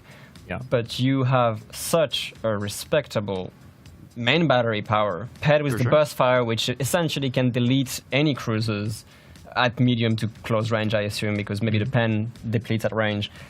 Overmatches virtually every other light cruiser as long as it's below light 25 cruisers millimeters. are actually somewhat popular in this format Very since popular, they cost so few points. So Great having counter to them. having that overmatch capability can definitely be super important. As long as there's no battleships to counter the Castilla, because the Castilla cannot tank like a Napoli. No, Absolutely. sir. Yeah, so All right. So we do have the game ready for you. So let's hop on. Speaking of Castilla, Speaking of Castilla, on the Ulster side, spawning as the green team this time, they have brought a Colombo. We saw a lot of work put in by Sicilia earlier on. This time is going to be the other Italian tier 10. 2 Castillas, a defense, a Lucian, a Holland, and a Ragnar. And over on the Resin side, Resin, wiped out that first defeat, maybe a little bit bitter because they're bringing a super ship and a flagship at that, the mighty Condé. Let's see how they make use of it. And a Yamato, which we haven't seen today as well. Yamato, of course, with these crazy 460mm guns and the overmatch of basically everything else. Henry IV, paired with a Condé. brother. That's quite interesting. The cheaper Yep. Condé, I assume. No burst fire on this, but still very respectable guns. Jinan, Golden Lion, Lushud, and a Holland. Very interesting to see because there are no radar coverage at all from Resin. yeah, no radar on this team, and only a Lucian and a Holland for spotting. A Sleeping Giant is a map where you can kind of predict where things are, especially on the A cap. It's pretty easy to get a Hydro in position somewhere on the cap. And they do have plenty of ships with Hydro. Guden, notably, is a ship that can play airfield mode on this map. We've seen it happen against the Moskva. Yeah, park itself behind those islands around A and just provide airstrikes around that cap. It's like the deployment from the side of Resin is going to be the Condé actually going all the way out wide. I wonder if he'll actually commit all the way down to the 1-2. If so, there comes this kind of question of can he get himself into the game fast enough to make an impact, because he is in a very expensive and a flagship at that. Oh, yeah. So he needs to make his value known in the game. ELSR also bringing Cristoforo Colombo. We've seen Sicilia on this map previously, but not the Colombo. Recently, for those who don't know about this, the Colombo got a rather substantial buff in both its accuracy and the angles at which the main batteries can fire. Now Colombo has insanely good back turret angles. I believe it's 30 degrees, which allows to essentially stay completely safe from any sort of pen angles, as long as you're not facing something maybe like a defense, while bringing all 16 guns to bear. So it's quite interesting, and I believe in a map like this, Colombo makes sense. Also, don't forget about the exhaust smoke, which allows him to push undetected as well, if needs be. We're seeing Lucian Ragnar. You talk about him able to protect his angles, but unfortunately for him, the enemy battleship is a Yamato. Right. One of the few battleships that overmatches other battleships' bows. That's true. Colombo is not going to be able to take those man fights against the enemy battleship this game that maybe it would have wanted to. I think the Yamato is a very interesting pick. It's fallen heavily out of favor in the competitive scene in recent years. maybe a little bit too one-dimensional of a battleship. Ooh, Ragnar in torpedo range of the Holland. These torpedoes are really, really quick, and we might actually see. Oh, the Ragnar's gonna take one. Now these are Holland torpedoes, but he's still gonna take about like 7k out of this. Actually, a pretty decent start for Resin here, landing that torpedo on this key destroyer, the only radar ALSI is bringing. But at the same time, the Lucian is just going to walk into A. I wonder if the Lucian would have burned the sonar. He could have actually helped his teammate here, but sonar is not active. So Ragnar takes a torpedo. I think maybe just not quite remembering the timing of Holland's very quick reloading torpedoes, along with the speed that they reach your position. Gonna take one for the team, the Ragnar is, and Lucian will take his spot on that A cap. Again, not a lot of information gathered from both teams yet, so I wonder if Elser knows that there is a very heavy flank coming out of Resin going towards that 1-2 line, which is pretty rare, I would say. Both French cruisers and the super cruiser using the engine boost, able to breach the 40 knots barrier, not the sound, but the 40 knots one, and basically just trying to push around that Thunderdome. But it seems that Defense, Castilla, and Ragnar are doing the exact same. It's almost like both wants to engage on that flank, so most of the engagement will actually happen here, which is interesting because the previous games we've seen on Sleeping Giant, the engagement happened around the 9, 8, and 10 line. So, oh, what happened to Holland actually? I am actually not sure, because it could not have been a torpedo. Excuse me. How is that even possible? There's no radar coverage there. Yeah, I think he might have just walked into Lucian. Lucian does have a tiny bit of a spotting advantage, I think. It's 6.1 versus 5.9. Sorry, 6 kilometers versus 5.9. So correct. Plus the sonar. So yeah, maybe the Holland got a little bit hurt by the Jinan and the Lucian. Yeah, here. but that is all entirely gunpowder from the Lucian and Jinan, because both of them have deep water torpedoes, not able to hit the Holland with those torps. Looks like it's going to be just stalemated out after that engagement. Ooh, the Colombo AP salvo coming in across the gap on the Henry IV. Is this actually going to connect? This could be devastating. Oh, it doesn't. It actually just lands a little bit high. Henry IV just... Is he going to try to get into the Thunderdome? This is a bit of a crazy push. It is, especially because it's delayed by the island scraping his back. He's at a full stop here. That's not great. No. So he's going to have to take the damage output of this Ragnar and Castilla bow on. The Castilla waiting for that burst fire. He has to give substantial amount of broadside to get in that Thunderdome. The Colombo is even there just waiting for a single mistake. This Henry IV is going to suffer. Yeah, sliding off the island now. He's going to... Comes the broadside. Aim for that northern side of the island. Yeah, and here's the AP burst fire coming in the flat broadside Henry IV. Is it going to be enough to pick up the kill? Ooh, it is! My God. That's so unfortunate for Resin, losing the Henry IV so early just because of a misplay on the island push. Islands can be your friend, but also your enemy in this kind of situation. I'm wondering what the call was there, because I feel like their Guden Liu has a decent chance of stalling in that cap, and when you're dealing with a Castilla, Castilla does take a torpedo, not devastating damage, but a little bit of HP off. But the Conde was nowhere in position to support him. This could be tricky for the Castilla actually, because she's about to get spotted momentarily by the Holland. Of course, ELSR has the Ragnar to contest it, but this Castilla could actually be in trouble. Does the Conde has AP loaded? That is a good question. It's too late now. The Castilla can coming actually around the island. And Conde is going to have to respect those improved AP angles, so Conde going to be forced into the island here. Looking at our viewer predictions, Elser 85% after a very convincing game 1. Ouch. It is true. Conde is in a little bit of a weird position here. He's going to have to face off against the defense, which in this situation, considering he's already on less than 50k HP and the defense is essentially full now, this could go kind of poor. Ocean here trying to compensate. I don't think Conde is angled enough against his defense. He's taking a chunk of AP. He's taking still long-range fire from the Colombo. And the Colombo as well. coming in. One Citadel on the Conde and a torpedo from Acceleration saved that just Conde. barely scrapes by. The defense is taking a little bit of damage from the airfield, but not too much in the way of return fire against the defense, and he will smoke himself up just to escape spotting, buy himself a little bit of time to heal up. Very, very difficult play here for this Conde, already on less than 30k HP, and essentially kind of stuck here until something else happens. Yeah, and you see the quick decision-making coming out of Elser. Oh, Ragnar, don't. Please, Ragnar. One was enough already. Barely scrapes by yet again. Okay. So what are we seeing here in the gist of things? ELSR has cap control and already knocked out one ship from Resin. What can Resin do at this point? Because nothing has really happened on the B side of things. The Colombo might be facing Lucian deepwater torpedoes if he stays there, which could be a little bit of a problem.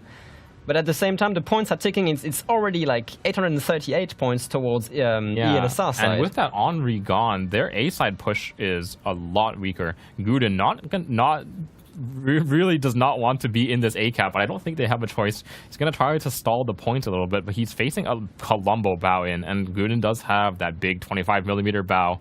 Colombo's 380mm sap can overmatch it. Oh yeah, that's not great. I mean, he's also going to have to face deep water torpedoes from the Lucian. He has actually taken one on the side for extra damage on this, contesting the cap even more, and now the Lucian can just start firing, and oh boy, this Guden Lu is not going to have fun. Basically, it's like, you can't kill the Lucian. The Lucian can just 1v1 you. Sure. At this point, it's basically GG for Eagle Lens here, especially with the Colombo. Oh, the Colombo actually switches target. He's targeting the Jinan here. Takes another 10k in the face from that ACP. I think he knows that his Lucian buddy is perfectly happy to take this fight. I'm not going to be able to kill the Guden Lu particularly quickly, but definitely able to keep him from capping, and that's all they really need. Resin starting to be a little bit desperate with time here, obviously. They only have 2 minutes, pushing the Yamato towards the B cap, trying to get that down. The Condé goes down, of course, stuck behind that island. Stuck behind the island, and again, like I was saying before, Elser is so fast to make their movements on the map. The Castilla, as soon as he escapes detection, right back down the one line, threatening that Condé's rear. Yeah, that Yamato is going to try to push against the Colombo, a Castilla long range, and then the Holland just going to prey on that. That Holland is in prime position, less than 8 kilometers. Torpedoes ready in about, I don't know, 30 more seconds. This Yamato has no choice but to put himself into B, and he's going to eat a bunch of Holland torpedoes rather soon. Those torps, not a lot of damage output on those torpedoes, but if you can land 10 of them every 70 seconds. Defense AP on the broadside of the Guden Lu, trying to angle against the Colombo, actually lands short, and now it's going to be a face-off between defense and Guden Lu, but with the Castilla helping out. Should be a pretty easy victory for the defense in this fight, especially because the Guden Lu is running that airstrike mod, so it doesn't really have great main battery guns. I mean, complete decisive victory on map control here from ELSR. They're just not giving Resin any sort of choice. That's it. There's 23 seconds left. Yes, the Guden Lu is contesting A, but at this point, they're playing with 15 seconds. Yep. What can you do in 15 seconds that can actually impact that game, you know? And it is going to be... They actually block Bravo with the Yamato in time. The Yamato is going to have to face the Lucian deepwater torpedoes. Is he slowing down in time for this? I think he might take 2. He will survive. He will take 1 and survive. DCP is on. They're actually blocking the points. They are actually blocking the points. We have to see what they can make with this time. Even if Yamato goes down, the Lucian is still here to block B, and the Guden Lu is nowhere near. But if the Yamato goes down, the point swing will end the game. The Golden Lion might go down first because he's being farmed by Lucians again. Ah, the defense torpedoes, actually not good enough. But yeah, that's done. And down goes the Yamato right after the timer ends as well. Elser just kind of dominant in this series against Resin. Picking off the early mistakes and then I think taking advantage really well of the positions that Resin is forced to be in. That's unfortunate because Resin, even though like they just burned their Condé card, one of the Condé card for the whole tournament on a game which they couldn't really try to salvage. They got like ELSR, as you said, asserts map control or maybe baits Resin onto getting a map control, which then going to hurt them because they have the reaction to basically just deny that in the end.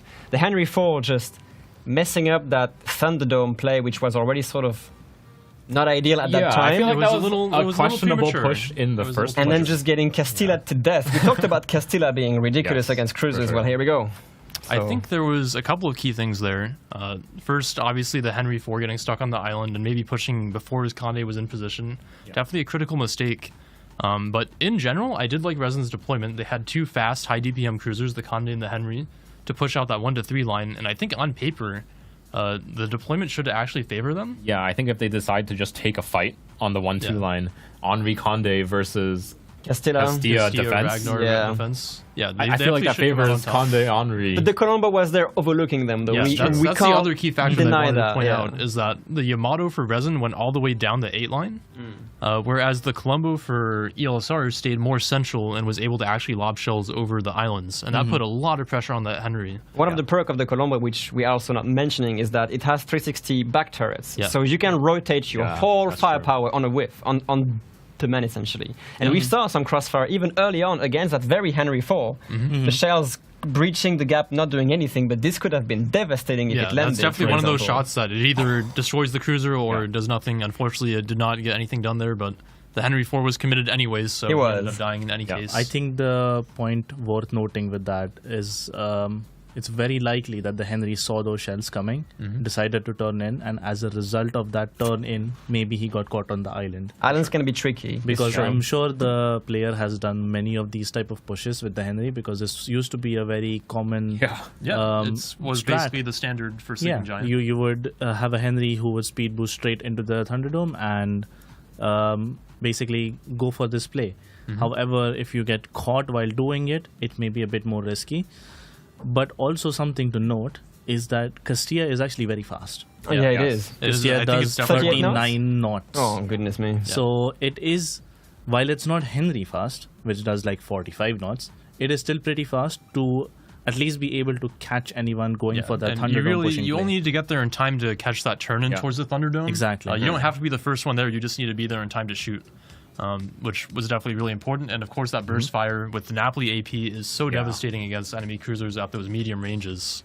And we can see here that shot come in. Absolutely just ruins them from full just HP, destroy from that half Henry. HP. So I think like Robin was saying, Castilla, one of the more underrated picks. For sure. I think works wonders this puts time. a lot of work in. Oh yeah. But yeah, I think if Resin had coordinated the push a little bit better, if the Henry had waited a little bit longer for his Conde to be in position to actually do some damage, and maybe if the Yamato had been a little bit more flexible with his position to also be able to contribute towards this fight on the west.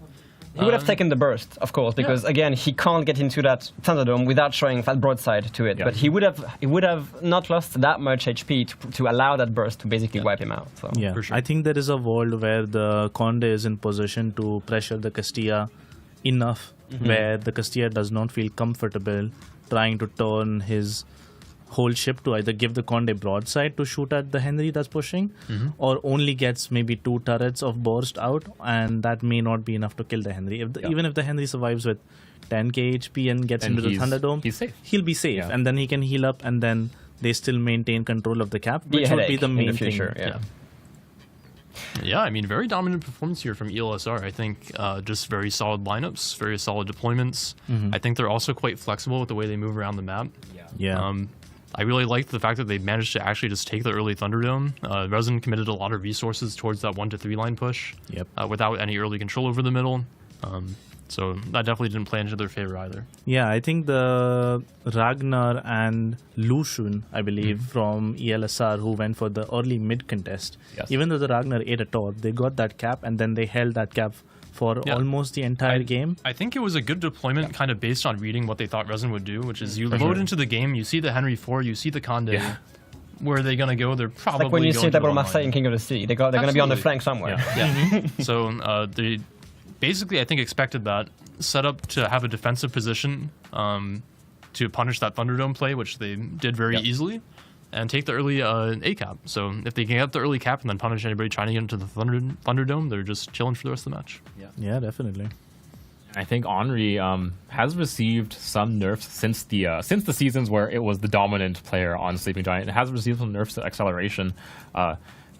Making that push into the Thunderdome take that extra 5 seconds, 10 especially seconds. when you get full stopped by an island and takes a little bit longer to get back to full speed. Henry relied on his mobility to be efficient. It was unfortunate. Not something they wanted to happen. I think the outcome of the battle may have been different if that Henry would have parked in the Thunderdome correctly.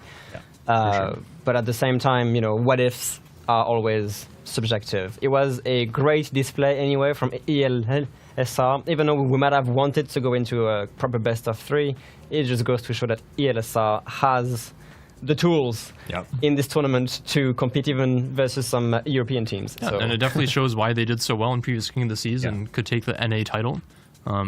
That does give us our final standings for the NA bracket. That would be ELSR in first place, Resin in second place, both of them going to the winners bracket for tomorrow. And then KSC taking third place and Bonks taking fourth place, both of those teams going to the losers bracket. As far as I understand, no teams are being knocked out of the tournament. Not today. No, Not this today. is just for seeding. The top, all of the teams are already getting COD's qualification points, but obviously the top 3 and the number 1 will obviously get the most. I understand. If I look at the rule set really quick, I'm asking this. I'm asking this to get to the point that some flagship cards have been burned already. Yes, a lot of them. And a lot of them. Actually, a very substantial amount. Even though today doesn't determine elimination, a lot of teams opting to bring those powerful picks out on the very first day. Pretty interesting. I'm kind of curious how they'll adjust their lineups going forward when they don't have access to these ships. yeah. Just really quickly here, Resin, obviously, they're going to be playing from the upper bracket, have no more Petropavlovsk, no more Zorky charges left, and they've burned 1 each of, what is this, Annapolis, Novosibirsk, Oh no. Conde, and Vermont. Yeah. So Wow, that's a definitely lot not of options. flagship cards burned already on the first day of the tournament. But hey, you know, that's the whole point of the tournament. If they can actually claw it back without having to rely on any flagships anyway. So Yeah. All right. Yeah. Well, speaking of flagships, maybe in honor of that Conde there, we can throw to one Dr. Boxenheimer Conde clip to tell you why it's so good and how it possibly could have been used better in that match by Resin. And then we'll probably wrap up for the day.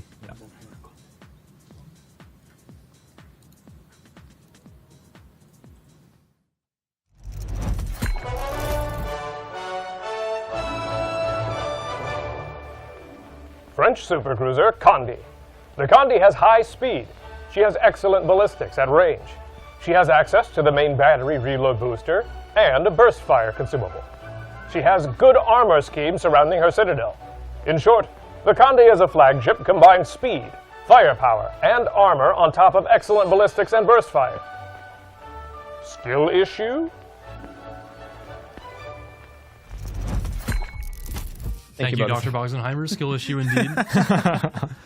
In any case, as we wrap up today, why don't we go over one last time the prizes that the teams will be playing for. They are playing for a cash prize of a total of $10,000 split across all the teams. The first place will be taking home $6,000 of those. Second place will be $1,800. Third place, $1,400. And fourth place, $800. Indeed. So definitely, this is a bigger prize pool than ever before in WMI. Yes, definitely So- happy to see it. Definitely the stakes are higher than ever before. Super interested to see how teams will adapt moving into the second day when teams start to get eliminated. And speaking of that, we can also go over the viewer rewards before we send you guys off to see what you guys can earn for watching the tournament. If you watched today for 90 minutes, you would have gotten a nice pack of signal flags, a couple of fire flags, a speed flag, a heal flag, and a fire reduction flag, Yep. which you will see here on the screen. So hopefully all of you collected your drops today. I know you all love drops. If you show up tomorrow, you'll be getting a pack of green boosters as well as a mystery drop for a chance at 62,500 free XP, which can help you skip some of those more painful stock grinds. Yeah, If absolutely. anybody remembers the stock Azumo, that would have been worth it. It's not as bad anymore. For next weekend, we have some pretty exciting drops. We have Sir John Vincent to put on your St. Vincent, as well as the paid actor flag and a coal mystery drop for a chance at 25,000 coal. I need this flag so bad. I'm sorry. We can get it to Robin for Thank sure. you very much.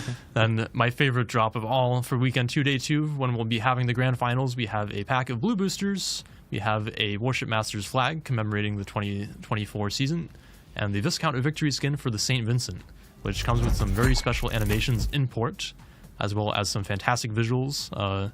Strongly modeled after, I believe, HMS Victory, one of the sailing ships of the line that participated in Trafalgar. You can see there the gun ports actually do open and close and fire in port, which is just so beautiful. Yep. Huge fan of the skin. Looks amazing. I can't get over it. It looks so cool. If you knew how much time I spent on public test just looking at the skin. It is competing with the King of the Sea Vermont shuttle camo, which is equally beautiful. Completely different theme, obviously, but it's nice. It's nice to I see think that in such general, camouflage. the animations that have been put on these skins for tournaments have just been phenomenal, and Been out I there. really look forward to maybe seeing more of them. Also worth to mention for viewer rewards is that we are partnering with Asus Republic of Gamers to bring you guys some physical prize giveaways. Next weekend, courtesy of them, we'll have 2 ROG Ally handhelds to give away, as well as a 49-inch ultra-wide with 1440p. and a ROG Strix gaming laptop. So we hope you guys will show up there for some exciting prizes. We can ship those everywhere, I believe, except China and Russia. Yeah, any last thoughts for the day, guys? Maybe I want to go over just really quickly the ships that we've seen and not seen. Because oh, I mean, goodness me, there's a lot of ships we haven't seen, actually, to be fully honest. But maybe tomorrow we'll have a bit more diversity because, as we said, people have burned through the flagship cards, and perhaps that, you know, we've seen a pretty light layouts or lineups on most teams. But at the same time, I would like to see more battleships. I know they are very expensive, but while we have been seeing light comps being a little bit more popular, they're not necessarily more effective. I'm just saying, looking at our data sheets, most of the common picks are actually the cheapest one, obviously. For sure, yeah. So it makes absolute sense. But before we go forth, I would like to, I mean, I think we all would like to say thank you to the people in the shadows, which are basically running this whole stream with us. There are not only 4 guys in a room on a desk. There's actually many more people here for the audio, for the video, for the replays, for the scene transition, and basically for the whole organization of this Warship Masters tournament. So we want to thank you for basically being with us and doing an awesome job. Yep. Thank you to everybody behind the scenes doing the absolute backbreaking work of actually making all of this run smoothly as best as it can. And thank you also to the participants for showing up and playing. Yeah, absolutely. I think this has been so far a pretty exciting day one.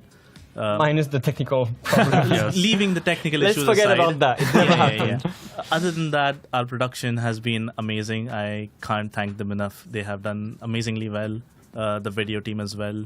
All of them have provided the instant replays as well as the amazing B-roll that you can see between games, as well as all of the tournament admins, orgs, and all the rule makers and people who are managing the documents. We thank you very much for making this all happen. All right. Well, we'll see all of you, the dear viewer, hopefully tomorrow and next weekend, and we'll bid you goodbye for now. Bye-bye. Bye.